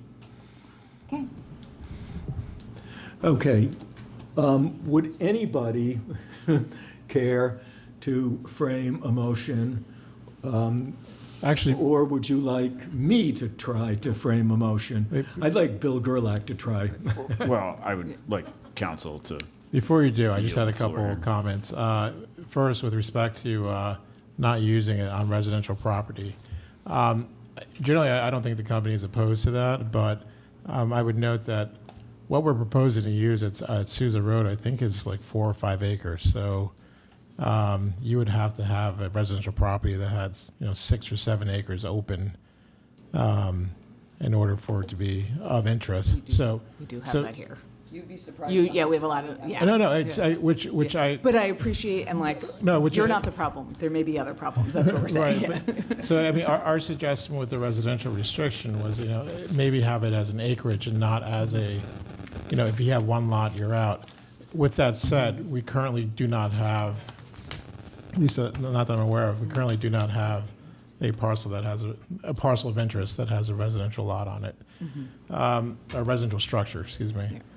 With respect to the time, I found some emails here from the original, from the engineers, the guys who actually do the work. They originally suggested asking for 2 years and then with a 1-year extension. However, 18 months with the request for an extension sounds fine to me as well, because we can come back and either go, I guess it'd go to the building official or the town council if we need more time. Thank you. And then I think that's really it. My one concern though is that I don't know how the Sousa lot is zoned right now. You said general commercial It says it's on the line of commercial and residential. and residential. So a recommendation to have it only in an industrial would effectively take that lot out, which is a little bit problematic for the company because we are trying to find something in Tiverton that's close to the project that makes it more efficient to get the project done. So I mean, if you can give some consideration to having it broader than industrial only, that would be much appreciated. I'm also not sure if how that would impact the Fish Road substation parcel. It's right there. It's R60 is like. For the Fish Road or, Fish Roadside, that's where Tiverton Heights, it butts Tiverton Heights. okay. Which is a residential. And that's the clearing. But that is industrial or general commercial, right? That's general commercial and then R60. I mean, I think the reality is in this town, just by the nature of how towns are built, all of our industrial at some point abuts residential. So we just want to make sure that is the minimal impact to the residents. Oh, and I would, did you? I had one final, sorry, I just remembered. The 60-day restoration period, don't have a general objection to that either. I would just, I think the gentleman mentioned with the right to have a 60-day extension, if there's cause, I think that would work. My only concern is that if we finish the work, the week before Thanksgiving, you're not going to be able to do restoration for a while, just because New England winters are challenging. So that was the only other consideration. Thank you. Okay, and I'll ask you to comment on any motion that we might want to consider. And I'm looking around hoping that my colleagues will be brave enough to step forward with a motion, but since they appear not to be brave enough. Well, no, I was going to be brave, but that was the question I was asking of the rules of order when Jamie was coming up was, do we have to move to amend this with X, Y, and Z, or move, like, what is the motion that we need to make? The motion is our recommendation to town council. Okay. And our response to what town council sent us, that was drafted by Mr. Marcello's law firm. And so did you want to make, I'll take a stab of all the take laundry list. Hold on, let me just write it down. Take a stab.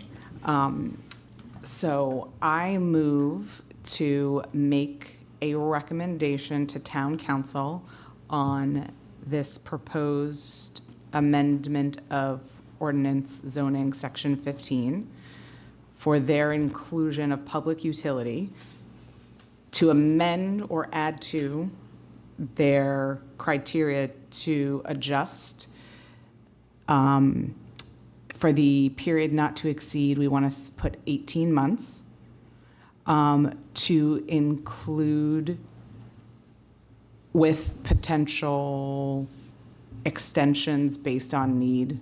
Council, you can counsel that. Add additional criteria on zones of which can be considered for the temporary storage, recommending the industrial district and potentially general commercial with considerations to neighborhoods that abut. that there is no hazardous material following other restrictions of hazard material in our ordinances. Did I get everybody's? I think that's it. Did I get it all? No. You could have just said that. What did I miss? I think we have to be very careful about general commercial. Our general commercial, we have hardly any general commercial left in the town of Tiverton. So let me amend that, but so just all of it- industrial, but- just industrial? But all of it is just a narrow strip. There are only 4 or 5 tiny little general commercial lots left in Tiverton, because almost all of it was converted to the form-based code. And where it exists, it's surrounded by residential.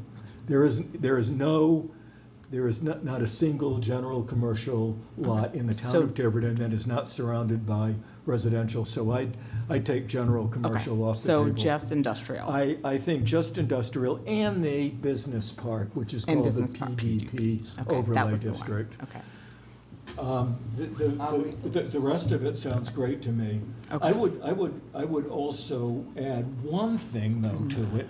I would give the building official, Mike's law firm came up with a list of findings that the business official, that the building official considers.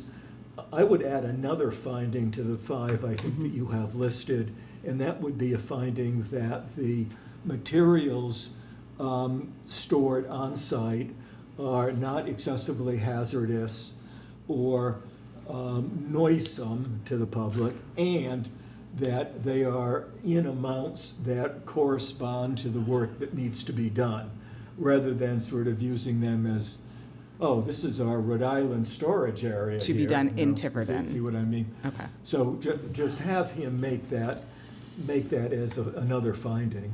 So I would add that. And I think Tricia may have, I'll redo it, because it's a good practice. Go ahead. What was the other thing I missed? So, well, I'm gonna wait till there's a second and then then discussion and I'll. okay, I would make a second on that. I would second that motion, and so now I'm opening it up. We have a motion and a second. Do I need to addend? I made the original motion. And- You and got so- what, you got the gist? And- Okay. And so we can now have a discussion, and I'm calling on Tricia. So I have another question for the solicitor, and with all due respect to our zoning board. Is there, since this is a temporary permit, I guess you're gonna call it, whatever it is, it's not really zoning, it's what? No, it's zoning because it's in the zoning code. Okay, so it's in the zoning code, but it's a temporary thing, which is not something that's necessarily governed by state law, I don't think. And since the council has the authority under the charter to assign whatever tasks it wants to the planning board, it does have that authority. I would consider,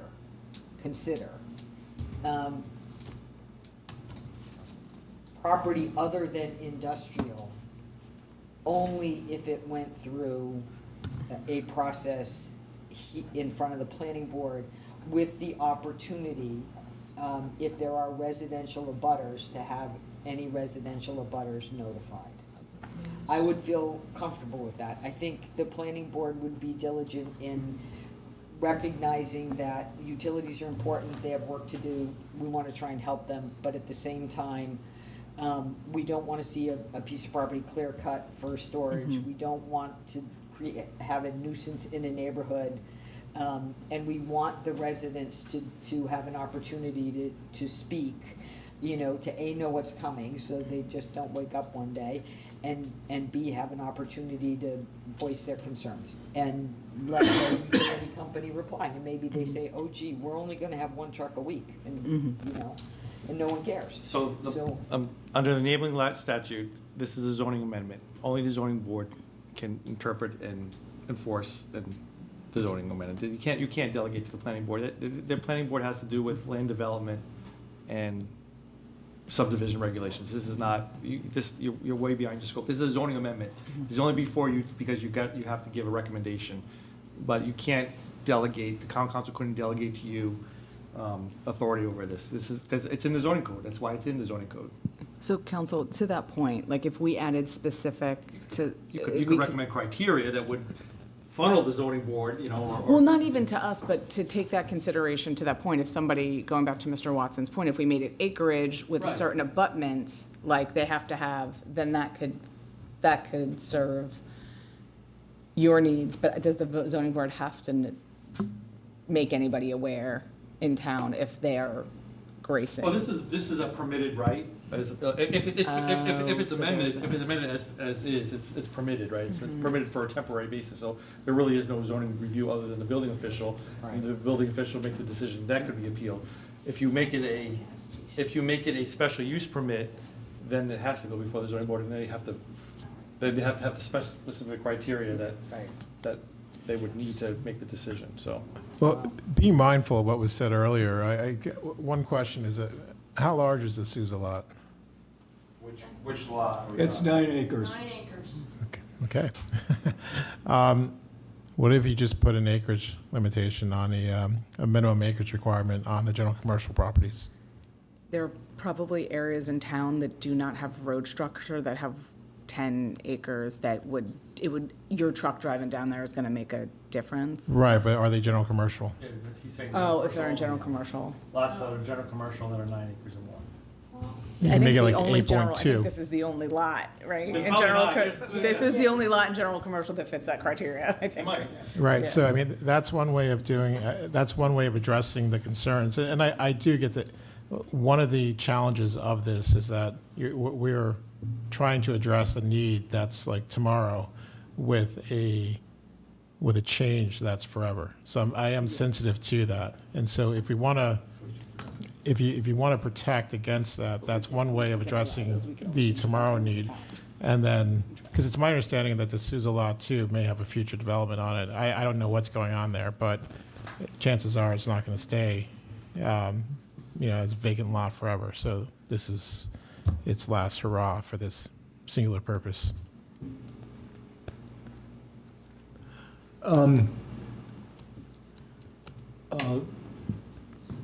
We really can't, none of us on the planning board should even be commenting on this particular piece of property because we're going to get ourselves into trouble and we'll have to recuse ourselves from,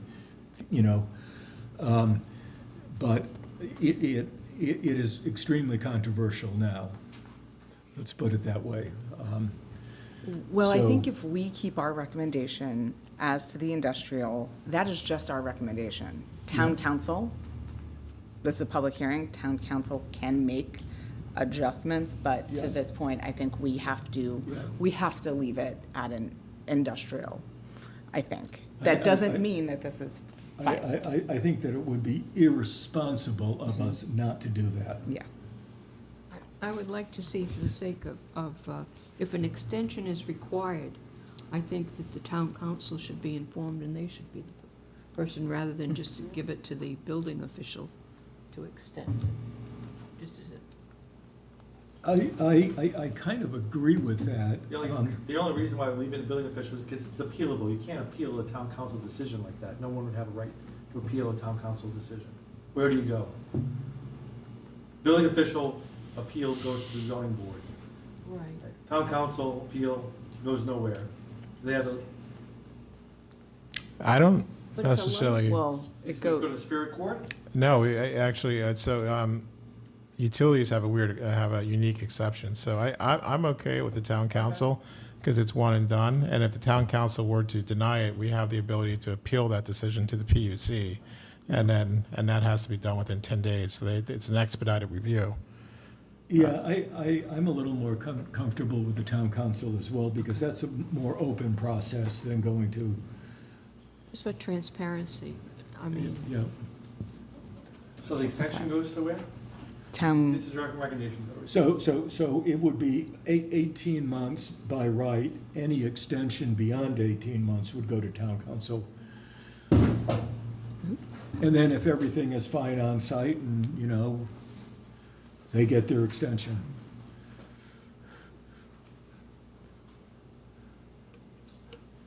Does anybody have any additions, subtractions, or modifications to Would it the- be helpful just to read it back? Perhaps at a high level, like what we've, because we've. Do you want me to read it? I'm happy to read it. I took notes. I'm probably still going to butcher it again. All right, hold on. Okay. You know we can pull it off of YouTube later. All right. And just type it from there. Not in better. Okay, so I am moving to make a recommendation to the proposed amendment ordinance for zoning for the inclusion of the public utility use, that we adjust the period not to exceed 36 consecutive months to 18 months, with the ability to extend or have an extension that would need to be reviewed and approved by town council. We recommend that there be clear criteria around not including hazardous materials, that the building official should be provided a list or finding of materials being stored, cannot be excessively hazardous or noisome, and must correlate to the amount of work that is being done in Tiverton. And that the properties should be in the industrial district, ideally, and then any residential or budding areas must be informed. Can I just make one recommendation from a legal perspective? Yes, please. The term excessively hazardous, how do you? How about we just say hazardous? Hazardous, yes, Yeah, yeah. thank you. But US EPA has a list of hazardous substances, and that's usually what we use. We refer to that list. Okay, but to say excessively hazardous is a gallon of gasoline compared to a gallon of dynamite Yeah. excessively hazardous? We'll just say hazardous, as outlined in the EPA guidelines. Exactly. So- Hazardous and hazardous. I can help with the exact language that we use, that we've used elsewhere in town. Yes? One thing, industrial zone, that's it. No, That's I was going to chime in here. Like, we need to have including the PDP overlay. Oh, Yes. industrial It's only zone, happen in an industrial zone. Sure. yeah, and including the PDP overlay. Yes, my bad. And what exactly is meant by noisy? I mean, there will be. There will- Noisome, meaning obnoxious. It would be like dust, odor. You mean like No, standard construction byproduct? Well- I mean, we are dealing with, they're not oversized trucks, they're regular trucks that are bringing the facilities there, but there's also a crane there, so you will have trucks and cranes. It's just a recommendation, so. Okay. But, and, am I allowed to ask a question? How I've seen these things done is, the reality is those things will be parked there and moving things onto the truck, but they then move those out to the site to be installed. That's correct. So, I Yeah. mean, the structures that are 70, 80 feet tall, they're broken up into pieces. And so they come in 2 to 3 pieces, more for the river crossing, because that thing is enormous. So they're brought in from out of state. The truck beds are unloaded, and then other trucks come in to bring them to the right-of-way. And those trucks are, I recently drove by a project in North Kingstown, and the truck doing the delivery was like a oversized flatbed. I don't know if that's a normal truck, but that was a truck I saw with the structure on the back of it. So it was a fixed truck, meaning it wasn't a tractor trailer. Because sometimes they're driving down the right-of-way quite a bit. I can't say that's the case for all of them, but that's what I observed. Yeah. Would it require fencing or security? There is generally a security fence put up just to keep people off the property, because once you open up the road, sometimes people like to be nosy. But it's, it's a structure, so there's not, there's no hazard in touching it. It's just, but we do like to keep people off away from active zones. Do you want me to repeat my motion? Because I know we are we good? Do I need a second, or we're good? I Well- seconded it Okay, great. already, and we're having a discussion. And so I'm going to ask one more time, does anybody else have any thoughts or suggestions to add, subtract, or amend VA's motion? Or are we pretty comfortable with sending that off to town council as our recommendation? I have just one question. Certainly. In our commercial zones, which would include our industrial zone, we allow more than one primary use. So you can have more than one primary use in a commercial zone. So would that, and I'm thinking the answer here is yes, would that allow this, if it falls under that, that potentially this could be located on a lot in an industrial zone that already has a business on it?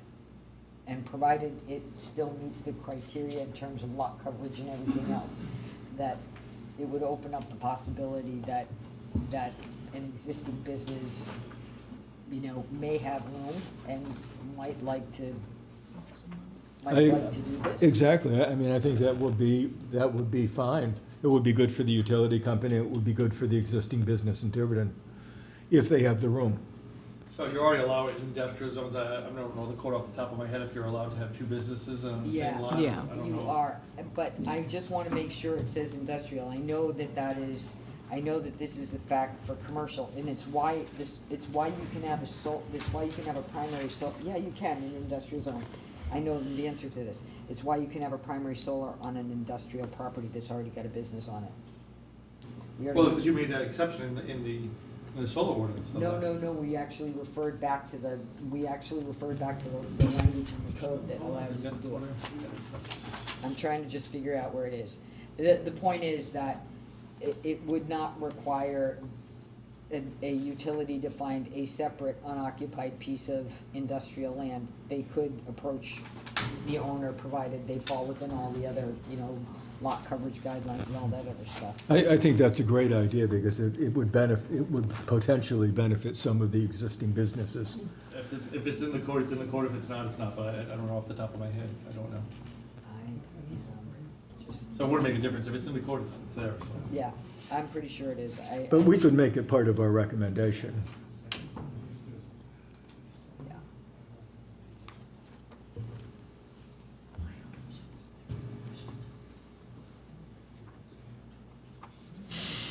Okay.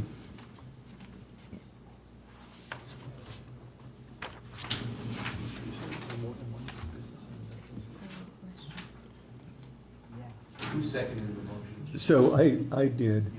And would our motion also then include the idea that, that the open lot storage for the utility project could be on a site that already hosts a business, an industrial, a business operation? But is that required, Tricia? Is that what you're saying? That's assuming that's in the code already. I don't know. It if is. that's Yeah. true. We're trying It's to in find the it. code, she's confirming that it's in the code already. So if it's in the, Yeah, no, it's well, redundant, yeah, it either is or not, but for purposes of tonight, we'll just pretend it is. And, Want to include that? yeah, so we'll include that, because I think that's a great idea if we can do it. Okay, so so I'm gonna call the question. I think we're ready to call the question. All of those in favor? Okay, I think it's unanimous. Thank you. Thank you again for your time, and the company does like to work with the town, so to the extent you have any other questions or concerns or thoughts, the town solicitor has my contact information, and always happy to respond to those. Well, thank you so much for coming and sharing your thoughts with us tonight. It helped. All right, have a great night. Bye-bye.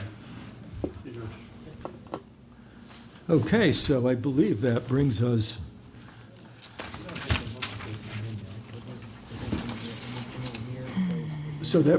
to agenda item 2E, Low-Impact Development Assessment Review. You all are aware that we hired a consultant who has done LID work, low-impact development assessments for other towns in Rhode Island. She has completed her assessment of Tiverton. There are 3 separate documents. One is called the LID Site Planning and Design Techniques, a Municipal Self-Assessment for Tiverton. And then there were 2 supporting documents that were distributed by ad electronically or in hard copy. And we received those about 2 weeks ago. And I would, and I think it's appropriate and good, in good order for us to acknowledge receipt of that documentation. There are 3 documents. And also to recommend, recommend that that these documents be made available to the town administrator, the chairman of the Town Conservation Commission, and the director of DPW. There are 66 not recommendations, but there are 66 best management practices in the documentation. About 1/4 of those have been fully satisfied by the town of Tiverton. These are best management practices for new construction and also for remediating polluted runoff into water bodies from the built environment, from things like roads and parking lots and other built impervious surfaces. So 66 recommendations. About 1/3 of these best management practices in the town, about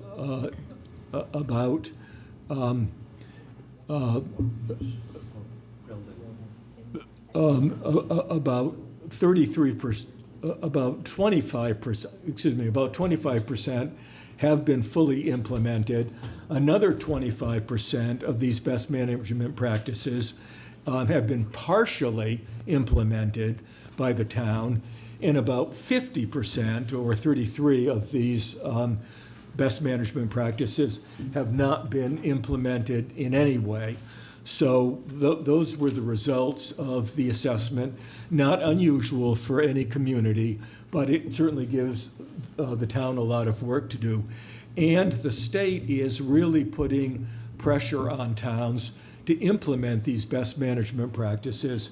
It is now a requirement that when DPW applies for their annual Phase 2 a stormwater a permit, which is the RIPDES permit for municipalities, that permit, which is an annual permit, that application for that permit include an assessment of what we have done to further implementation of these 66 best management practices. So again, that's why I think a copy of this should be sent to the DPW director. I've actually talked to Rick Rogers about this, and he's aware of it. So I would make a motion my motion would be that the planning board acknowledges receipt of the low impact development assessment and the supporting documentation, and that the planning board request the planning office to make copies of these documents available to the town administrator, the director of DPW, and the chairman of the Conservation Commission. So this is just, we're not doing anything big here. We're just putting it on the record that we have acknowledged receipt of this and that we are distributing it to appropriate sources. I think that's just good government. So that would be my motion. I'll second to get to discussion. Bill seconds it. So discussion? Are we setting forth any like, it's good work, don't get me wrong, but are we setting forth any expectation for the folks who are going to get copies of this for next steps, like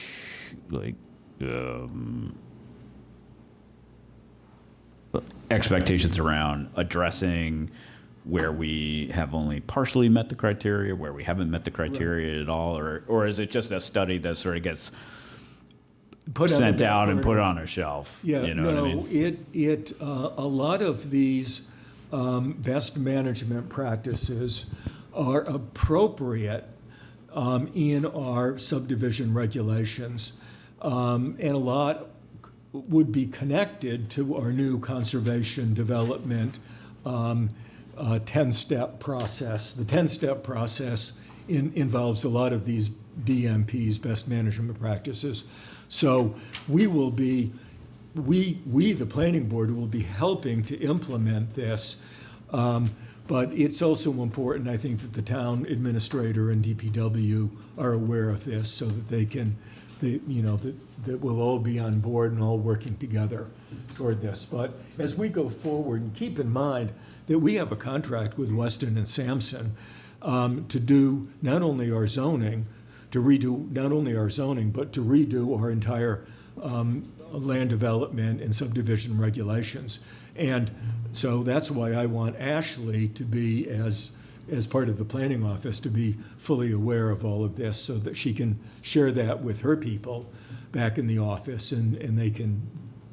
So this is an ongoing project. It probably will take a long time to get it 100% implemented, but at least we're beginning the task. Whereas for a long time, we didn't even know about it, let alone do anything about it. Yeah, so I have, sort of adding on to Bill's question, is can we, whoever did this at Weston and Sampson, can we get them to come to one of our meetings so we can ask some questions around?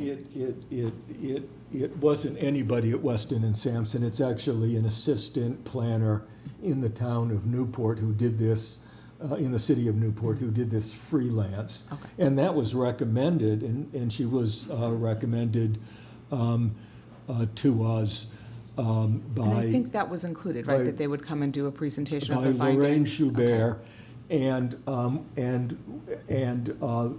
we have money in the budget set aside for LID already, and she would like to come at an appropriate time just to talk about this a little bit.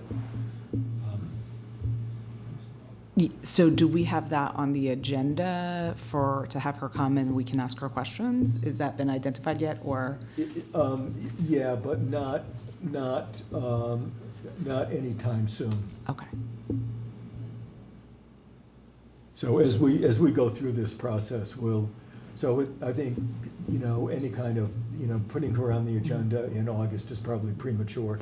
Oh, yeah. I think I just like to, it takes a while for people to even digest this. There's so much to it. So just for my edification and learning is, what is the next step for us with this? Review it, get our questions together? Is that the next step for the planning board? Yes, and to make sure that when we redo our subdivision regulations, and when we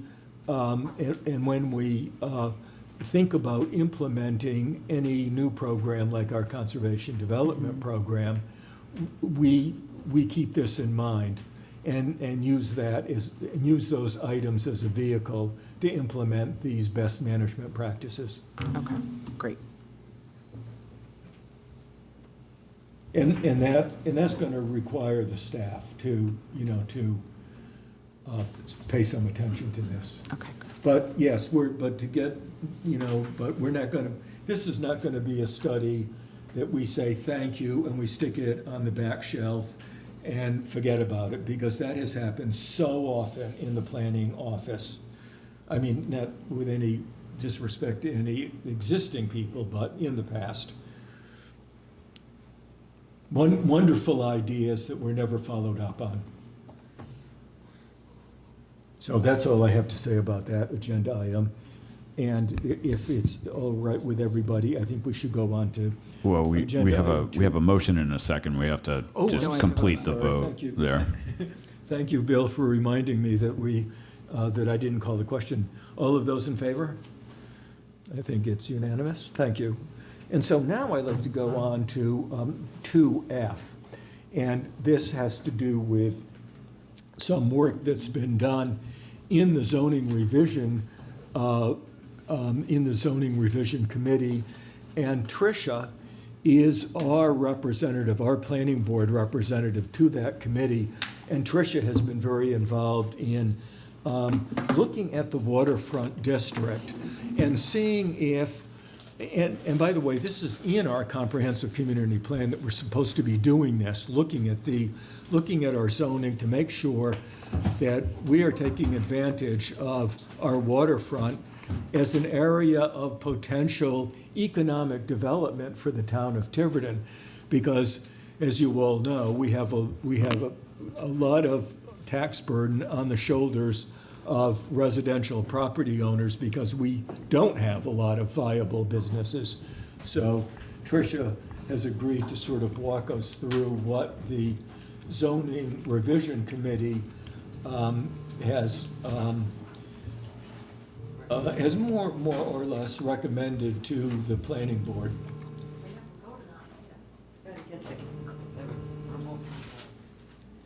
Oh, they moved everything. What are you looking for? The remote control. Got it right here. Oh, thank you. Usually it's over there. So,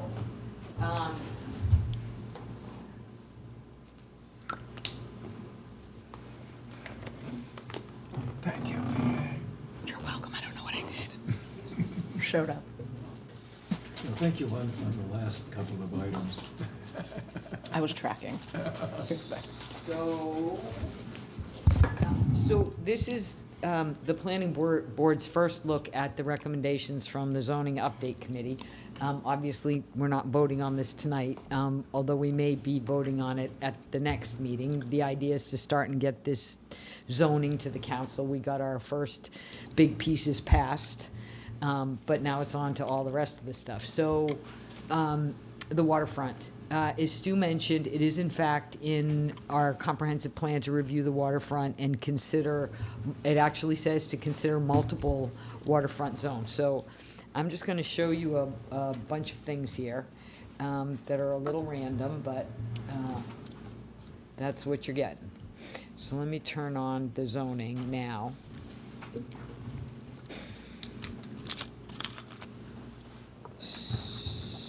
So our existing waterfront zone is everything that you see along the water in the dark blue. So there's a section up at the north part of town, near where the gas tanks are, and just over the border here is the Fall River Sewage Treatment Plant. So you've got this little section up here. Then you move down, this is the villages at Mount Hope Bay.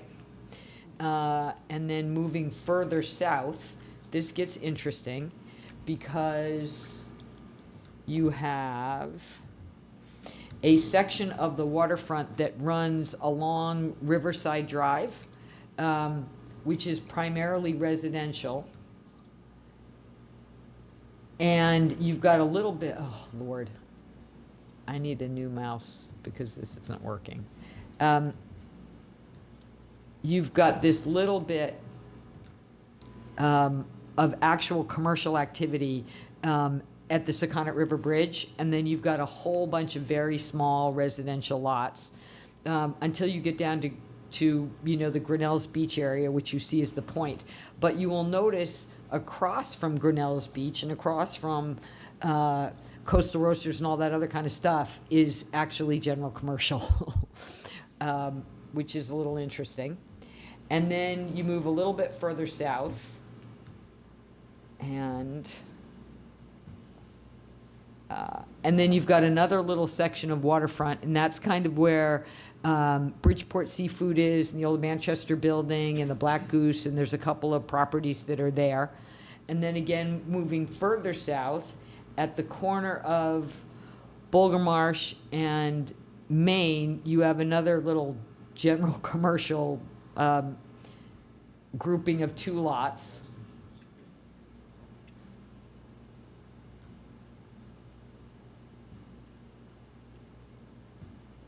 And that is pretty much what we've got today. So it's a little odd, and it's a little bit of a mishmash. One of the goals of this was to look at how we could potentially develop the waterfront a little bit further, acknowledging that there are residential sections that are purely residential, and nobody wants to tinker with those or put any residential uses at the bottom of the, a neighborhood street. But there are vacant lots, and there are empty lots, and there are these general commercial places, with the idea of trying to develop our waterfront to generate a little bit more tax revenue, but also to make the waterfront more accessible to more people. Our waterfront may not ever look like Bristol's or Warren's, but we could certainly have something that was, more attractive and drew more people than what we have today. So, with that in mind, there are a series of maps that I would like to show you. And I'm going to start by showing you the maps. Then we're going to talk about the use table. But give me a second here.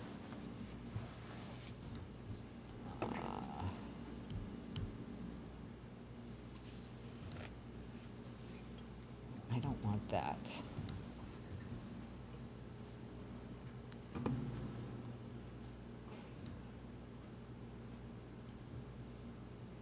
Okay.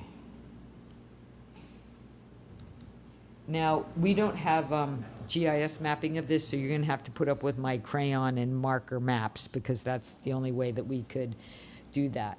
So we are proposing 2 different waterfront zones. So for now, we're calling them Waterfront 1 and Waterfront 2. Waterfront 1 is, let me open this up here. Waterfront 1 would be just that section in the far north portion of Tiverton. And the idea behind Waterfront 1 would be it would allow a slightly more intensive or a slightly more industrial use. We're not talking about a gargantuan fish processing plants or 400,000 square foot uses, but the possibility of a boat manufacturer or a full service boatyard as opposed to a smaller marina. This is already zoned waterfront right now. You can see that there is one lot that is split zoned. It's the old Simpson farm. It's partially in the waterfront and partially residential. There may be some question as to where exactly the best place for that line to be, but essentially this would be the Waterfront 1 district, and as I said, it would be a little bit more commercial than Waterfront 2. So,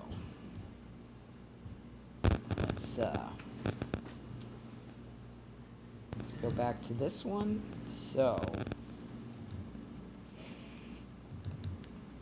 So moving south along the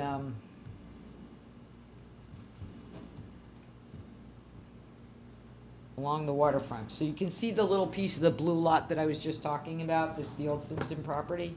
Okay. This parcel right here represents the Hicks property, which is the last really sort of sizable lot that is available for development in North Tiverton. It runs from the water all the way up to Main Road. There's a couple of cutout little lots at the top at Main Road. Some of you may know and have heard that the Tiverton Open Space Commission, in conjunction with the Land Trust, have been in contact with the trustees of this property and remain in contact. They, however, have been consulted on this and have said that they don't have any concern or any objection to considering rezoning a portion of this. So again, similar to the lot that I just showed you that was split, there's a discussion about taking a portion of that, a western portion of that lot, plus the waterfront section. The yellow line that you see that kind of divides it, that's the railroad tracks easement. And, moving that into waterfront, but into waterfront two, which is the slightly, that is the less sort of intensive use, and we'll talk about the uses in a minute. Just so you are aware, on this side of the property, this is a paper street here, and these skinny little lots that go all the way up to Main Road are in fact owned by the same trustees who own the larger parcel, but there's no intention to include those. They would be left, they're residential lots, so, although they're skinny, but that would be left as a sort of natural buffer between that neighborhood and these lots here. So, moving south again. Where's B?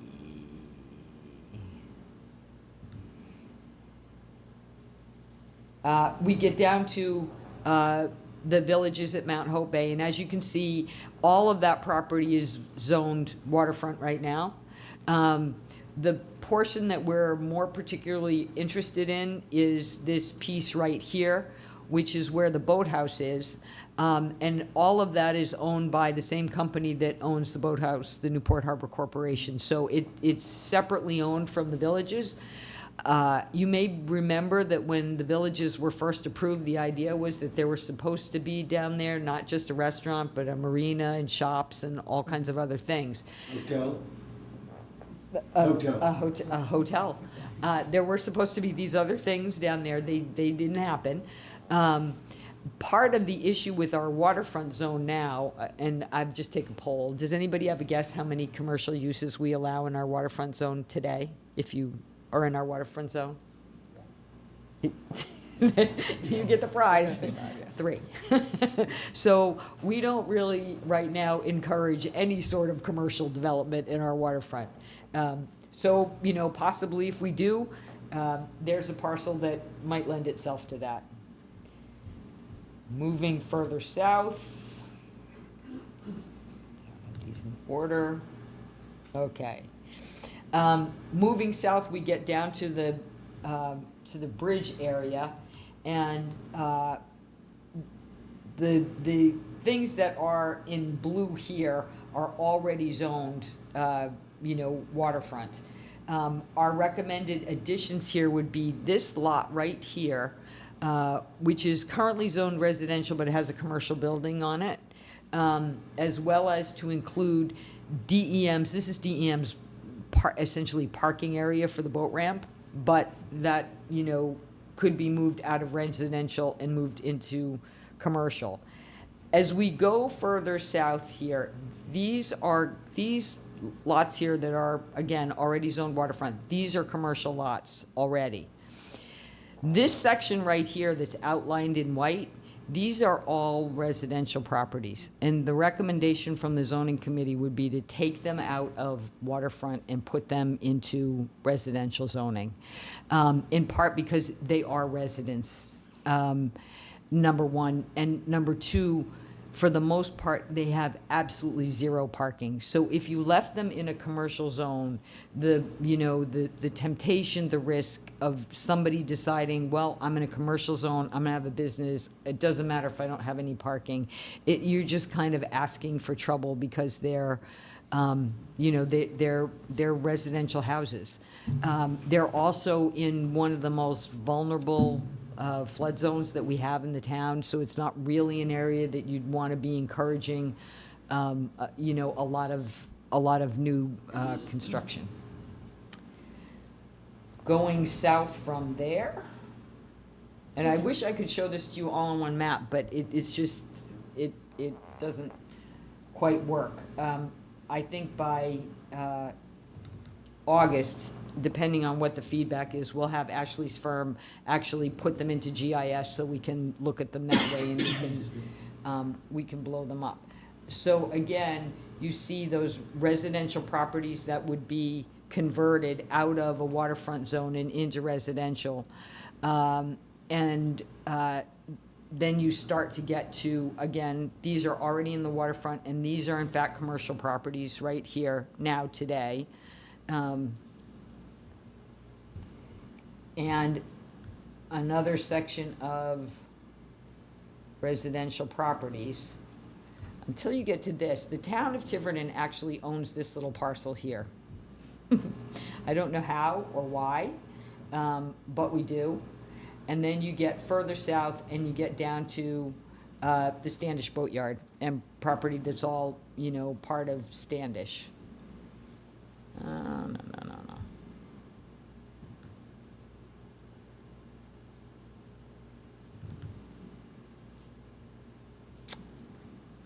Then, this is starting with Standish at the top.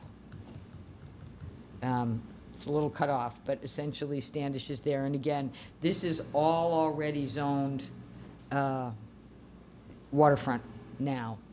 Then you've got this hunk of general commercial across the street. I am not sure how that ever ended up general commercial, but it did. And if you look at it, you can see that it doesn't follow the lot lines. Obviously, what they did was, you know, measured in X number of feet from the road, which is not great planning. Having split lots is not really very sophisticated planning. It wasn't the best idea. So the recommendation would be, and some of these, by the way, like these properties up here, these are purely residential houses. Like they're, you know, very nice little houses that are there. The recommendation, though, these are all commercial properties. So the recommendation would be to actually include these. This lot goes all the way back here. There are the townhouses back here. I can show you this in the GIS map. Tricia, what is Secana East? What? What is Secana East? It's a little tiny street. Hang on a second. Let me show you on the GIS map because it'll make more sense to you. Is that where the condos are? Yes, that's Yes. where the condos are, and the dental, Stonebridge Dental. That was Yeah. Ed Smith developed that. Ed Smith Yes. developed And it. there was a commercial building at the front of it. It was a market. Tricia, is it possible after this to send those little JPEGs to us so we can kind of get smart about what's happening on those? So when we do vote on this, we're fully briefed. Say that again. Can the JPEGs or the NP and the visuals that you were showing, can you share those with the? Yes, although I think the best, I can, and I'm happy Okay. to. I think the best thing to do, if there's sort of general agreement that we keep moving forward with this process, Yeah. is that we ask Ashley's firm, she has somebody who does GIS mapping. Okay. And we give them this and let them put it into the GIS map, and then not only would you have a paper copy, but you can manipulate it and, And you dig know, in, okay, great. and look at it however you want. Let me just show you what that area looks like now.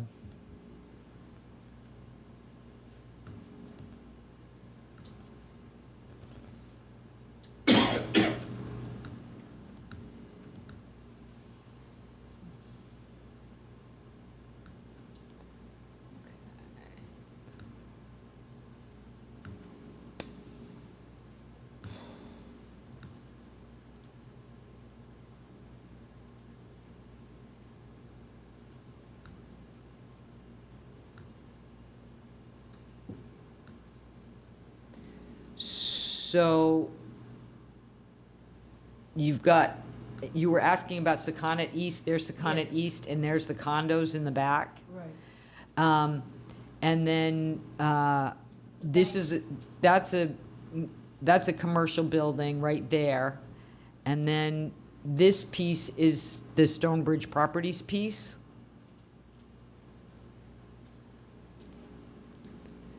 And then there's another Stonebridge Properties.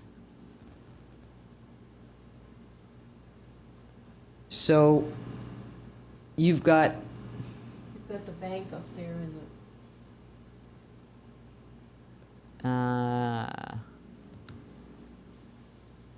This is the, that's the doctor's office. Let's see what we've got here.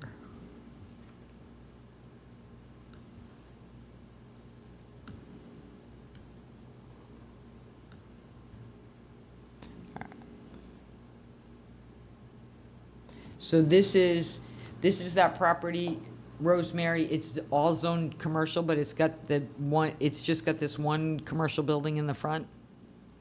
Mhm. Building was built in the 1800s. That was the old Madeiras property. Yep. And the ice house was on there too. So you can see when I overlaid the zoning to it. So back to the other, let me go back to the other map. Well, which one did I have? So the idea would be to take these properties that are currently zoned general commercial, which is probably not the best idea because it's not quite as scary as the crematorium, but there are things in general commercial that you probably wouldn't want here. We've just been lucky none of it has ever happened. And to move those into waterfront commercial. And we would not divide up the back of 116. We would include that because it is all one parcel.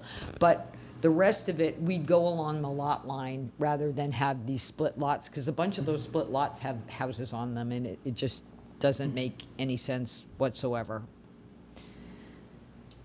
So, and then, going further south, it's all the same thing. It's across the street from Grinnell's. There's the doctor's office. There's the Red Dory. There's parking back there. Cumberland Farms, yeah. Cumberland Farms, exactly. So those would come out of general commercial and go into waterfront. And then, let's see, I only have a couple more maps.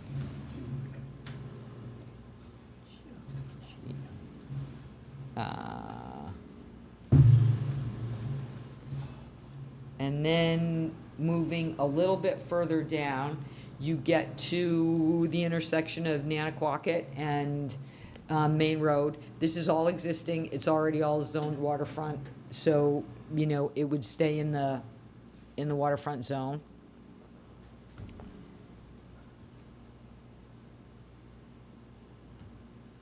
What is this? G H.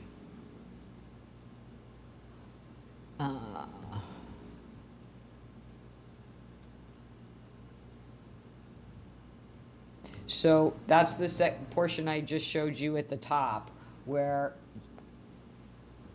this is at the intersection of Nanaquacket and Main Road. Then you've got these two little general commercial pieces here at the corner of Bulger Marsh and Main, which again are zoned general commercial. Sorry about my drawing, I'm not very good at this, but essentially we would take those out of general commercial and move them into the waterfront zone. I have a question. The Nanaquacket one, that's where Black Goose is, and this is where Evelyn's is, just so that. No, this is north of Evelyn's. You're right about the Black Goose, but that's north of Evelyn's. That's when you come down Bulger Marsh Road. It's right at the corner of Bulger Marsh and Main. And I drive past it every day, and I can't think about what's. It's an empty lot. Okay, that's why there's nothing there. There used to Okay. be a gas station. There's an empty lot there, Yeah. and then there's Black Oil. Yeah, but that was residential property and there was only one. It's up from Evelyn. There's like some sort of thing where people, is there a church or something just down from the corner now? That's further That's down. even further That's the down. old- I'll drive past it on my way home. Never mind. Yeah. Anyways, those are currently zoned general commercial, so we would take them and, put them into the waterfront.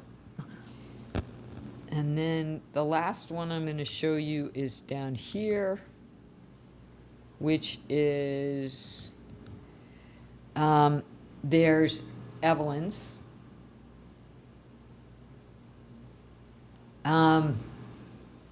That's right there. Oh, wait a second, what are those other two? I might have been wrong about, I might have been looking the wrong map. These are the two on the corner of Boulder Marsh that are currently zoned general commercial that would go into the waterfront. And then the additions down here would be the little antique shop that's there. This looks like it's two parcels. It's actually only one. That's Don's Marine. And then this is the White Wine Hill Plaza that's across the street. So they would be added to the waterfront zone. We had a discussion about this particular parcel here, but I think there was information that we were operating under at the zoning committee that was not exactly accurate. And in light of new information, that one, I would recommend to the planning board that we don't include that one. So that's kind of the layout. Before I go to the uses, are there any questions on it? I realize it's a little hard to see, and I'm showing you this in bits and pieces, but essentially, On the other side. Okay. we're keeping all the waterfront that exists, with the exception of removing those stretches of houses along Riverside Drive and along Main Road. And we're taking what were general commercial parcels out of general commercial, moving them into the waterfront. And then we're adding just a small number of parcels as well. But then the only difference is waterfront one is that far north piece. Waterfront one is that far north piece. So then, the next part of this is the use table, which, I have it here. And you can look through the whole use table, but for the purposes of this, just to make it simple for you, I had Ed make copies. It's about 4 pages. It's not even really titled, but it's there. That just sort of goes through the uses. It looks like this. So, if you look through the uses, as you can see, they're not a whole lot different than what you might find on the waterfront in Bristol or in Warren or something like that. Although there are size limits to a lot of things. In waterfront 2, the less intense size, the absolute maximum building that you can have is, I believe, let me just double check this, can't exceed 20,000 square feet. So that's about the size of CVS. Not that any of the lots are that big, but that would be the limit. So we're not talking about any, gargantuanly big sorts of buildings. It does include things like restaurants. You could have office space. It does include mixed-use residential, although in an effort not to have that turn into too much in the way of apartments, mixed-use residential could only be on an upper floor, and the square footage of the mixed-use residential could not exceed 50% of what the downstairs commercial is. So I don't know if you want to take a look through these uses. If the use is in the use table and it is not on this list, it means it's just not permitted in either zone anywhere in these two zones. So one thing I do want to flag, just because this kind of goes back to the LID assessment, and like I'm reading in here, is around our parking. We have a lot, like every time we discuss parking, it's always like, they must have enough parking. And I think we're gonna need at some point as a town to consider like parking structures so that, and they made a recommendation of off-street parking. I know that's not gonna fly in this town, but where we have more, that we're not paving our entire waterfront with parking for 5 things. So I'm just throwing that out there because I think it's gonna come up, but it's something we should start to consider of what does future parking look like in these areas so we can increase foot traffic and have them be more connected and cohesive.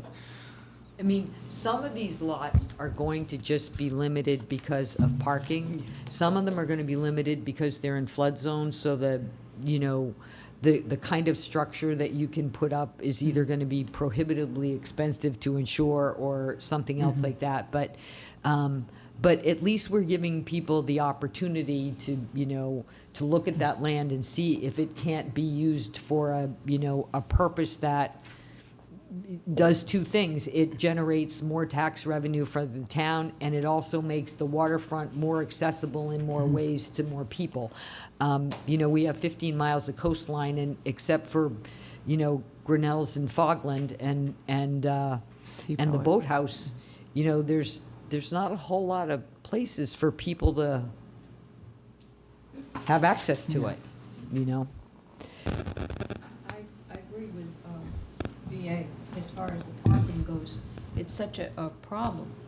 And the traffic down there, I mean, just coming through now on a Sunday, I shouldn't be using an example, but I am. You go by Evelyn's and it's very difficult.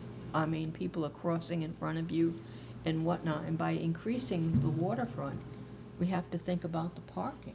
Yeah. I mean, there's no question that if you're going to have these uses and you're going to permit them, the whole parking ordinance needs an overhaul. We know that. But you're going to have to figure out parking. And there may be sometimes where somebody wants to do something and the answer is, well, you just can't because you don't have parking for that and there's no place for the cars to go.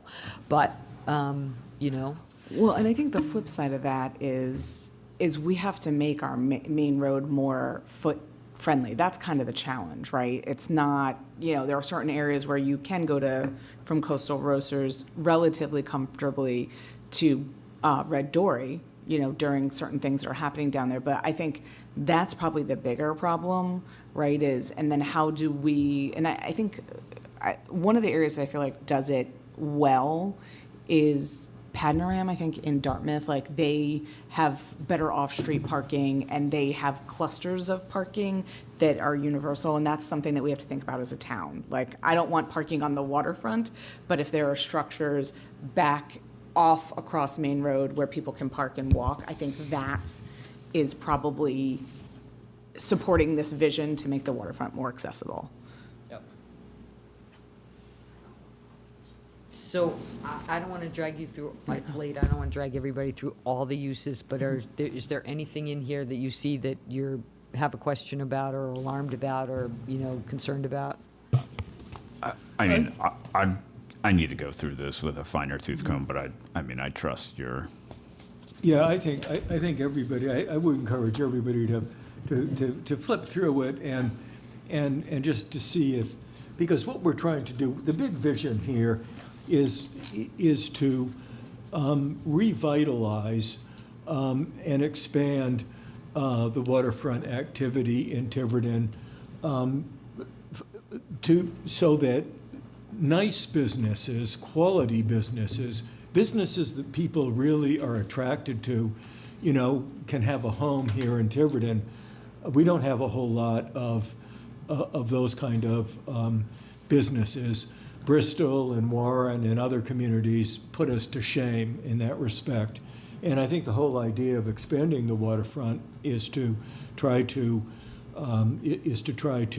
have a much more vital business community, so that people will really want to be on the waterfront.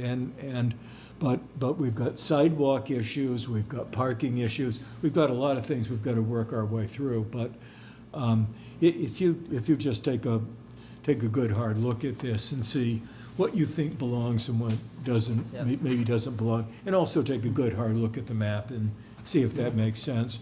And one thing that's helped me a little bit is, sometimes just drive along the waterfront and park and get out of the car, and sometimes you'll see things in Tiverton that you didn't even know existed. Yeah.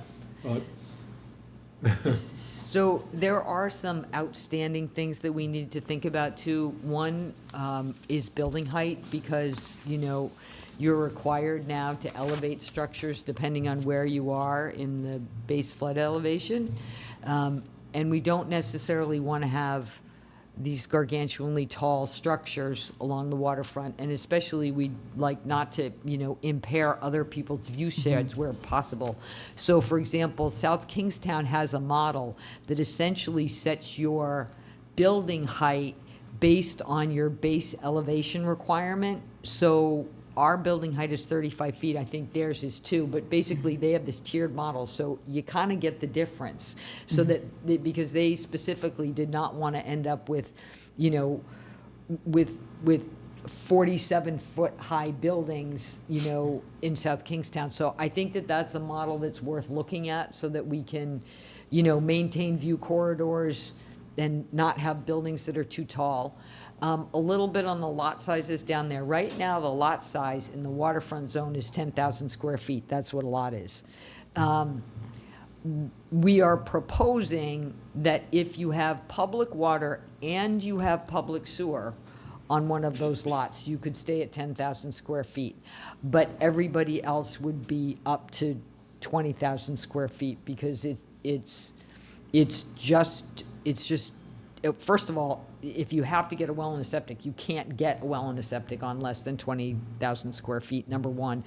But number two, it would be environmentally better to have a septic system on a larger piece of property than to have, along the water, septic systems on 10,000 square foot lots. I mean, that's allowed right now on those residential properties. There's nothing we can do about it, and there are businesses that have that, and they'll be grandfathered, but going forward, it doesn't make sense. Another thing to look at is potentially a kind of high water table ordinance, which Jamestown has, which essentially, in their case, it's residential, and they actually can limit the number of bedrooms based on the water table. We could do something, it wouldn't necessarily be bedrooms, but there might be some leeway so that we're not, I mean, we've talked about, recently a lot about the ground and surface water. We also don't want to be, dumping septic leachate into the Secana River. Design standards too, particularly in places like the Stonebridge area and along Main Road. It's a little trickier to have design standards for a marina, which is a great business and we want to have it, but, so it's, we'll take a little thought, but potentially in certain portions, to have some design standards. And then finally, the possibility of including a no-cut buffer in places where there's residential and waterfront commercial that, as a buffer similar to what we have for conservation development, where there's the 75-foot no-cut buffer, the same sort of idea, so that you're giving, residential neighborhoods a little more protection from any commercial activity. So that's what the zoning update committee's come up with, and they're now asking for the planning board's input. So if you could all take a look at it and see what you think, and maybe be prepared for the next meeting. Before then, you'll have maps, you'll have the use table. Ashley is going to work on some of those list items, and the idea would be to, at some point, be able to vote and send a recommendation to the council. Yeah, we're going to try to put it on the agenda for the next meeting and see if we can't make some progress. So thank you, Tricia. Can we get lights here? If anybody knows. Yeah, they're back there, I think. So we're almost finished. Stu, Yes. I'm sorry. Before we go on, I Janice just sent have it. a question on Sure. that waterfront property, say from Randolph to Judson Street. Is any of that available, Mike?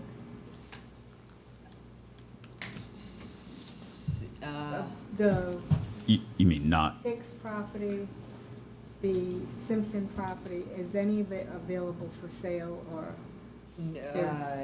No, the Simpson property, I mean, to the best of my knowledge, I'm not a realtor, but the Simpson property is not for sale. It's owned by a company called Mount Hope Marina LLC. And I think it's been purchased, when I say fairly recently, in the past few years, not, 10 years ago. And that property, half of it is already in the waterfront. The Hicks property is the Hicks property. My guess, it's not going to stay vacant for forever. So it is a matter of, it is one of the last big parcels. As I said, the Open Space Commission and Land Trust have been in contact and continue to be in contact with the trustees. But they're aware of, the thought that of rezoning a portion of it into waterfront and did not have an objection. But I don't know how to describe whether it's available or not beyond that. Just curious. That was my playground when I was a kid. I understand it was a family farm, yes, it was the Hicks, Yeah. it was the Hicks family farm. We so, ran with the cows and yeah, went down to the waterfront. Just had a grand old time. yeah. Good. So, so the next agenda item is electrical recharge stations. And Bill has done some research and has given us some materials to look at. Again, this is a work in progress, and we're hoping that Ashley can help find some other communities in Rhode Island that have come up with some good ideas for where you allow electric vehicle recharge stations. We have one in town now on Sousa Road. We have a temporary ban on any further stations until we have a chance to decide where we really want them to be. And of course, there are several in Fall River. The nearest is at Stop and Shop, so anybody who has an electric vehicle now doesn't have to go very far to find a recharge station. But we will need recharge stations in Tiverton. But again, as I say, this is a work in progress. Bill, did you have anything you'd like to say about that? Yeah, so just to recap, and for folks who are watching on YouTube, so just to reorient everyone, so this topic came up at our May 5th meeting when we were discussing the prohibited use table. I think I asked a question as to why it was on the prohibited use table, and lo and behold, I was asked to go do some research. So that is what you get for raising your hand. But in all seriousness, it was quite fascinating. There's certainly there's a lot of information out there. What I did find and what was included in the material is a number of pieces that was produced by the Joint Office of Energy and Administration, or the JOEA. That to me seemed to be the most comprehensive, the most easily navigated to follow along, and really contained a wealth of information for communities that are on their sort of at the beginning stages of their journey for figuring out how to implement a wide array of renewable energy infrastructure in their communities, including EV charging stations. And so included in the packet was an executive summary. That's a summary of the second item in the packet, which is a very extensive study. The website also has a huge amount of other resources in there. I think that the couple of key things that really stood out to me as I went through all of that, and this was in my email, but I'll repeat it just here, is that community engagement for input on EV infrastructure is really important, so that equal access is considered and we're not relegating things to certain parts of town and not other parts of town.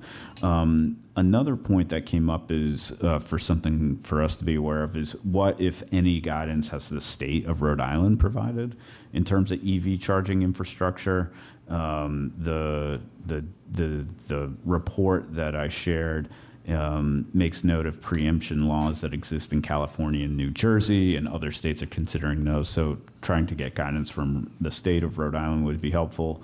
Another thing that is for us to be mindful of is, as we think about things, being able to distinguish between EV charging infrastructure and traditional gasoline or diesel fuel stations. We should be thinking about them in their own unique ways. As Stu said, we have some time on this, but I think as EV vehicles become more prevalent in the community and become a greater share of sort of new car purchases or used car purchases, at some point we're going to need to sort of come around and be prepared for how we help enable that infrastructure. So in any case, it's riveting reading. So thank you, Bill, for doing that, for taking that task on. Does anybody have any questions for Bill? Okay, we're almost finished with our agenda. We're going to skip over a number of items that we just put on the agenda as sort of placeholders. So I would like to go on now. We've done, H, 2H. I do need a vote on this. This is an authorization to engage and pay a fee out of the planning board budget to Scott Millar and/or some other professional for a planning board training session, a workshop that will help us learn how to implement our new conservation development program. Scott, as you may know, was very senior at RIDEM and was the person who was in charge of putting together the Conservation Development Guidance Manual for the state 10 years or 12 years ago. And more recently, he's worked for Grow Smart Rhode Island. He's retired now, but he has said that he would be available to come out to Tiverton and preside or help us guide us through a workshop on how to develop, how to implement our own program that we now have, that the town council authorized on June 24. So all I need is a motion to authorize staff to expend funds out of our budget for Scott. And it's like, I think he was asking like $200, just a minimum amount of money. Not nearly, this is not a profit center for Scott, it's a labor of love. So if we can't get him, he would probably recommend somebody else, but he would like to come to Tiverton if it's possible. So I would make a motion to authorize, I'm going to say up to $1,000, although we won't need that much money, from our legal and professional services budget. Our fiscal year, our former fiscal year has ended,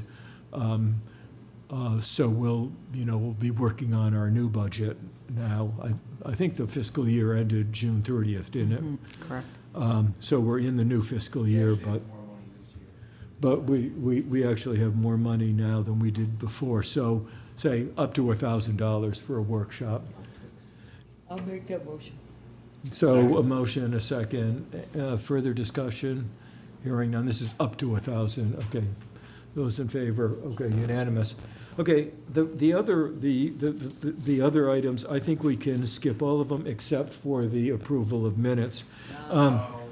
These were items that we put on J, item 2J, was I put that on at the request of a member of the town council, but our discussion would be premature because the state legislature has not yet taken final action on accessory dwelling units. There's still a disagreement between the House and the Senate on that. But we have a council member, the vice president of the council, Mike Burke, asked that we put it on our agenda and keep it on our agenda until such time. So we would carry that one forward. Yes. The ADU bill actually passed and got signed. When did that happen? At the 11th hour, it was like one of the last things in the General Assembly. At the 11th hour. I'll tell you in a second. Yeah, because I asked Ashley not more than a month ago, and she said it hadn't, that there was still a. It was like one of those things, you know, how at the very end, the General Assembly, like, passes a whole spate of stuff, like, at dark 100. That was one of those. Okay. And unfortunately, the disagreement was between the House and the Senate, and the House bill, which the Senate did not like because it was, it had a lot of provisions in there that the Senate didn't like. At the end, the Senate caved, and it's the House bill. So it is worth at least a short discussion, I think, because while they passed the ADU bill, the complication for short-term rentals is that essentially now, with very few restrictions, just about anybody can put up an accessory dwelling unit on their property. Yes, but it can't, the law specifically says it can't be used for short-term rentals. But it can't be used for short-term rentals, true. But we can barely manage the short-term rental thing that we have now in terms of knowing exactly what's going on. So the addition of ADUs now is a basically by right use everywhere in town. Excuse me, it was signed by the governor on June 25th. Yep. Wow, okay, It was really, okay, It was passed on 6/14. okay. Wow, So- I didn't see any news about that at all, so I completely missed that. Well, we need to think about what we can do in Tiverton to, because,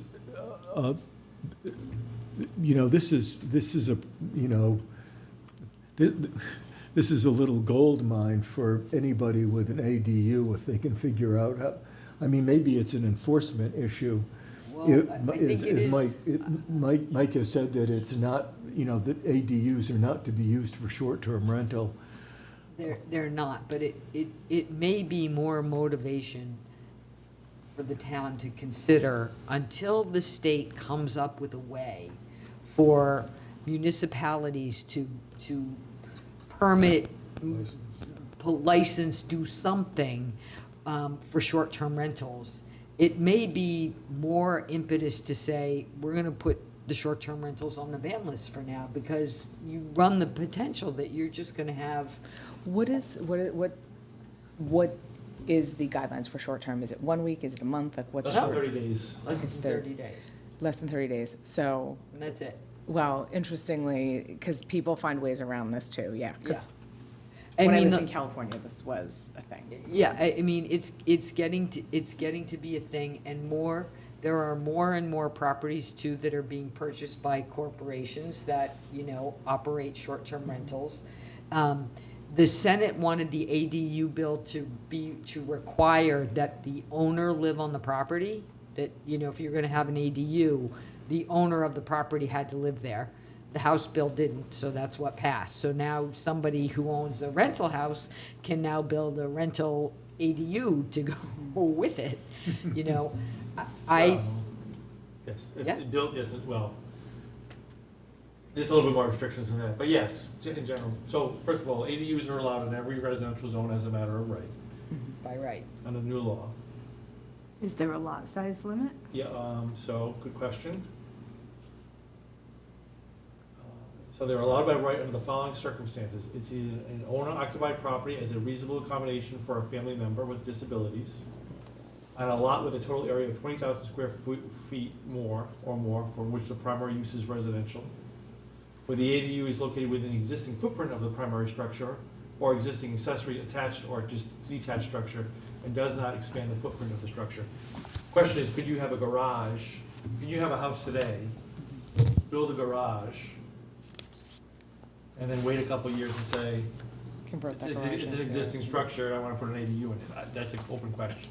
Or do you need a garage today to turn it into an ADU? That's, Or a loft of the garage. a loft Not of the the garage, garage, right. And uniform standards, they can establish a maximum size. There's a lot of different restrictions, but I'll tell you what you can't do. Sorry. A municipality shall not restrict tenants based on familial relationships or age unless such restriction is necessary to comply with the terms of the federal subsidies related to affordability. So it used to be limited to family members, it's anybody now. Charge an application or permitting fees for the creation of an ADU that exceed those that would be charged for a single-family dwelling, which is basically the permit fee. Require infrastructure improvements in connection with the ADU, including but not limited to separate water or sewer service lines or expanded septic system capacity, unless such improvements and or modifications are required by the applicable state agency for compliance under state law or regulation, or to comply with the building code requirements, or to address capacity or upgrades necessary to accommodate the ADU. So basically, water and sewer are out unless it's required by DEM. Yes, but but DEM, if you have a septic system and you're going to add on to it, you are supposed to get a system suitability determination under the law. So you can't just put 2 extra bedrooms on and say, well, I have a septic system. You gotta tell DEM, you gotta ask them for system suitability determination. If they say yes, well, then it's okay, but usually if you have a 3-bedroom septic and you're gonna put on 2 more bedrooms, they're gonna say, no, you can't. Nobody buys extra septic space, right? What? Nobody buys extra septic space. Some people do, believe it or not. That's super smart. The person I bought my house didn't. Some people put in bigger septic systems just in case they're gonna, Yeah. if they're thinking If they're- something they might add on. So this is interesting, so, one of the requirements is a municipality shall allow ADUs as part of applications for new primary dwelling units or subdivision. So if it's a new subdivision, you can have an ADU.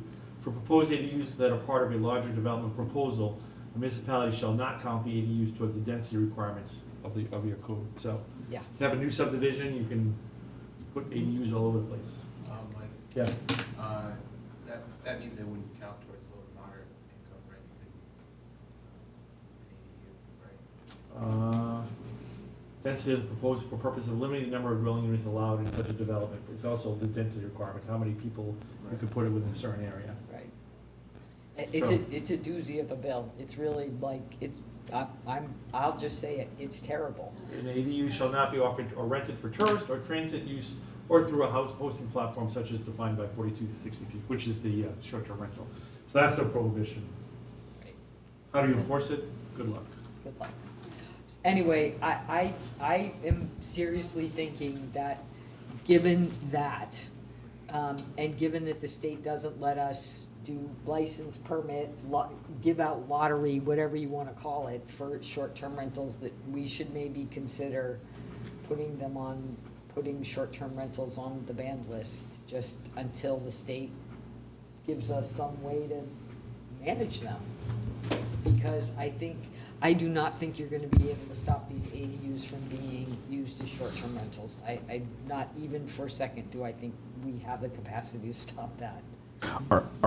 Does anyone know if other communities are looking to the state for similar guidance, or are any communities sort of grabbing the bull by the horns, and in the absence of state guidance? So we've been pushing, some cities and towns, including Tiverton, we've been pushing for a bill to allow us to regulate them other than through zoning, through a licensing requirement. It's really, and there's a study commission that completed 1 year of study, and they expanded it 1 additional year.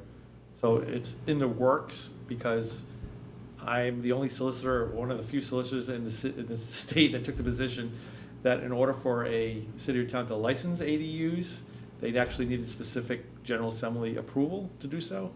And luckily, the chair and the legal counsel at the House at least agreed with that. So a lot of these towns try to say you gotta get a license or say a permit for an ADU without going through zoning. And I don't think that if they were ever challenged, I don't think that would stand up in court, because you need a specific legislative enactment saying that a city and town can issue such a license. So that leaves us with zoning. And zoning is how most towns regulate that. Either they ban them altogether, Newport had them and then they banned them, or they give them through special use permit with specific criteria. However, a special use permit, and we drafted an ordinance in town, but it hasn't really gone that far. A special use permit runs with the land, so once it's granted, it's granted. And so that was that's why we're kind of wishing a license would be more appropriate, because we don't want to grant a special use permit because it runs with the land forever.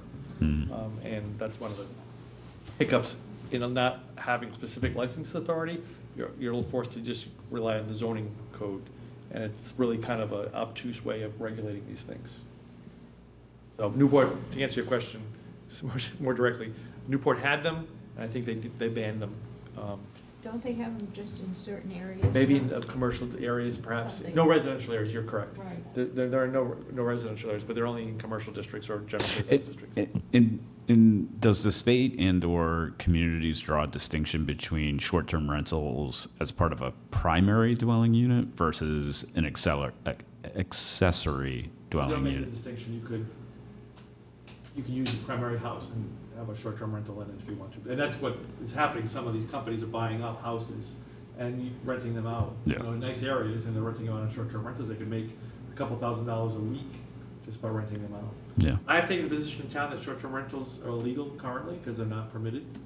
But the difference is that they're not listed in our zoning code, and unless it's prohibited, you could get a the new law allows the zoning officer to look at similar uses to see if they could fit in with the criteria. I guess you could analogize them to a bed and breakfast, which is allowed in our zoning Which code. is allowed in our zoning Yeah. code. Anyway, we didn't put it on the banned list because at the time the ADU bill hadn't passed, but now it has. So the question is whether or not we want to recommend to the council that they add those.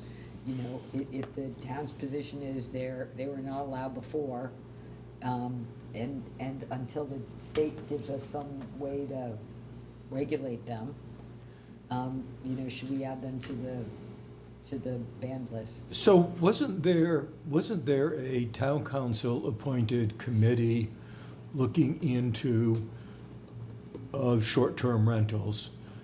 It wasn't a committee, it was Councilman Burke and myself that we drafted something. We've had a number of hearings on it, but we were waiting to see what the state law did, because the regulation that we Right. had did it by by special use permit. Right. We were hoping to get a licensing requirement, which never came to fruition. And then, again, this So- ADU has been on for a couple of years, but this is the first year Right. that it passed. So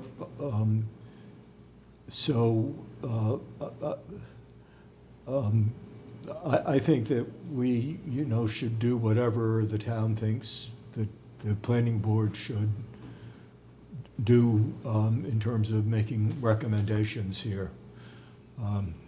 So I have a I'm not, I didn't want to interfere with the work of another committee, but apparently it was not actually a committee, it was just a working group or working arrangement. And Mike actually did request that we put this on our agenda tonight, so we will continue, we'll keep this on the agenda, and when I get a chance, I'll talk to Mike and see how he'd like to proceed with this.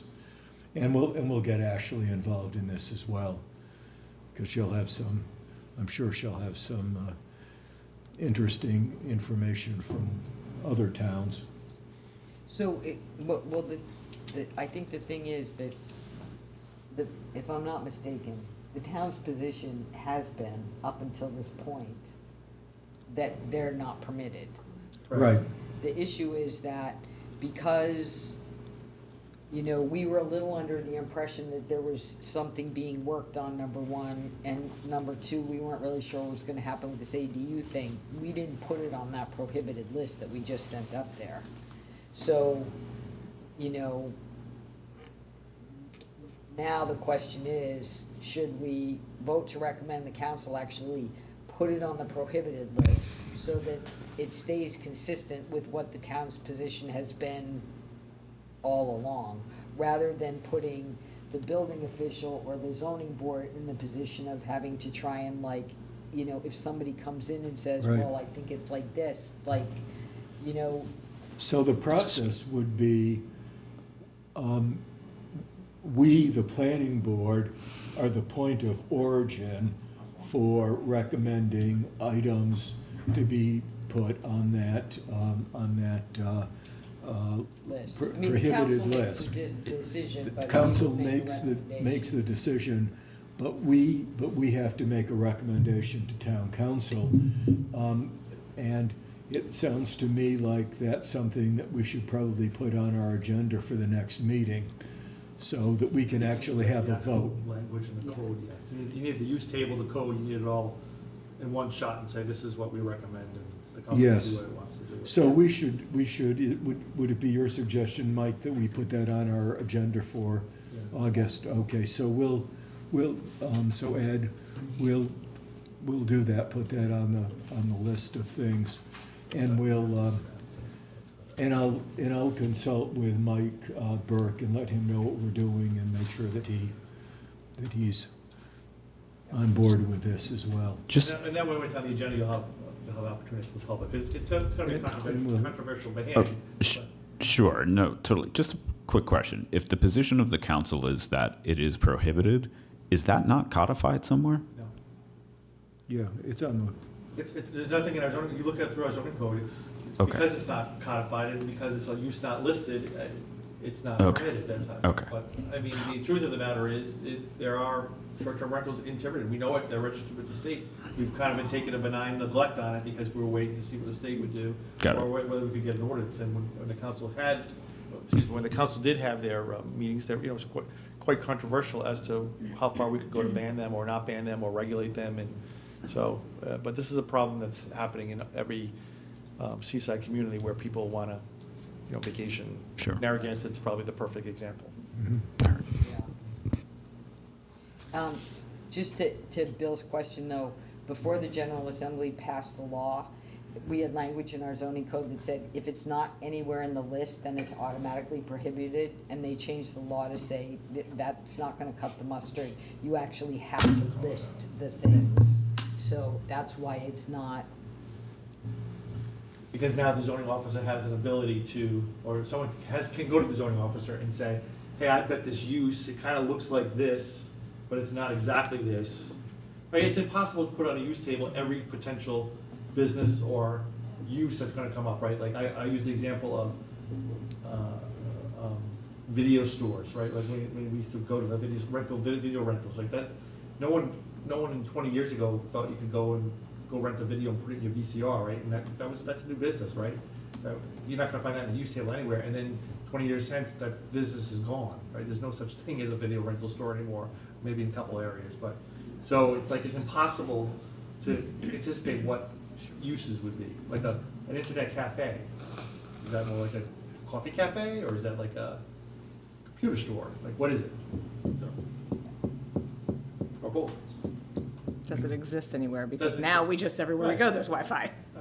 Right, exactly. So, again, that went the way of You know, Blockbuster. So even though, you know, I think that change, I think, was good, because it gives flexibility to the zoning officer and to towns to kind of figure out,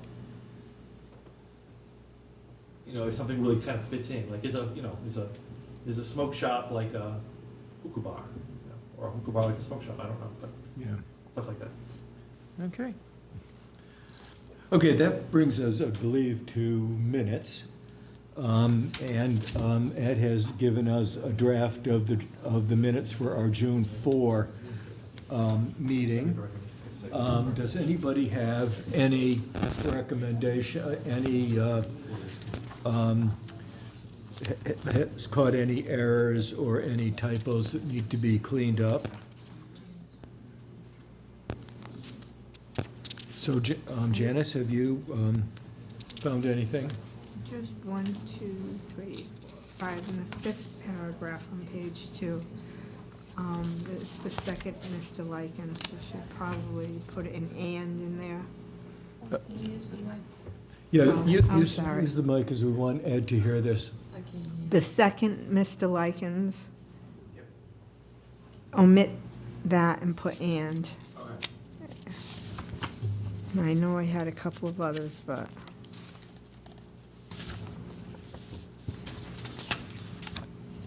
I'm not gonna find them. Did you find any, Rosemary?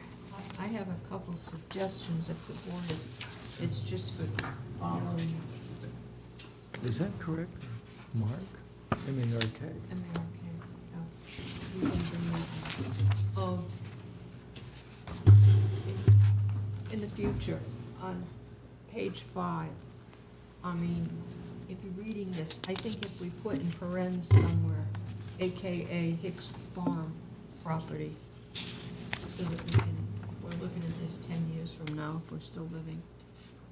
And then on page 6, item 5A, about Scott Millar, in the body of the paragraph, first sentence, Mr. Hardy made a motion to approve the expenditure of $1,000 for the services of Scott Millar, and I put comma, consultant and former RIDEM employee, or director, or whatever it was, just for clarity.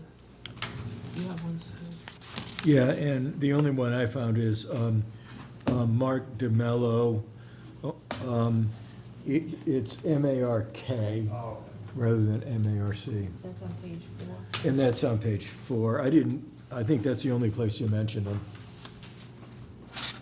So with those, if those are the only corrections or typos, with those corrections, I will make a motion to approve the minutes of June 4, 2024 with the corrections so noted. Do I have a second? Second. We have a second from Dick. Any further discussion? Hearing none. All those in favor? Excellent. Unanimous. So the last items on the agenda are just kind of placeholder items that we're keeping on the agenda every month. That would be a report from Ashley on what's going on at the state level, a report from me on what's going on with the North Tiverton group, and a report from Tricia on what's going on with the Zoning Revision Committee, which she has done already.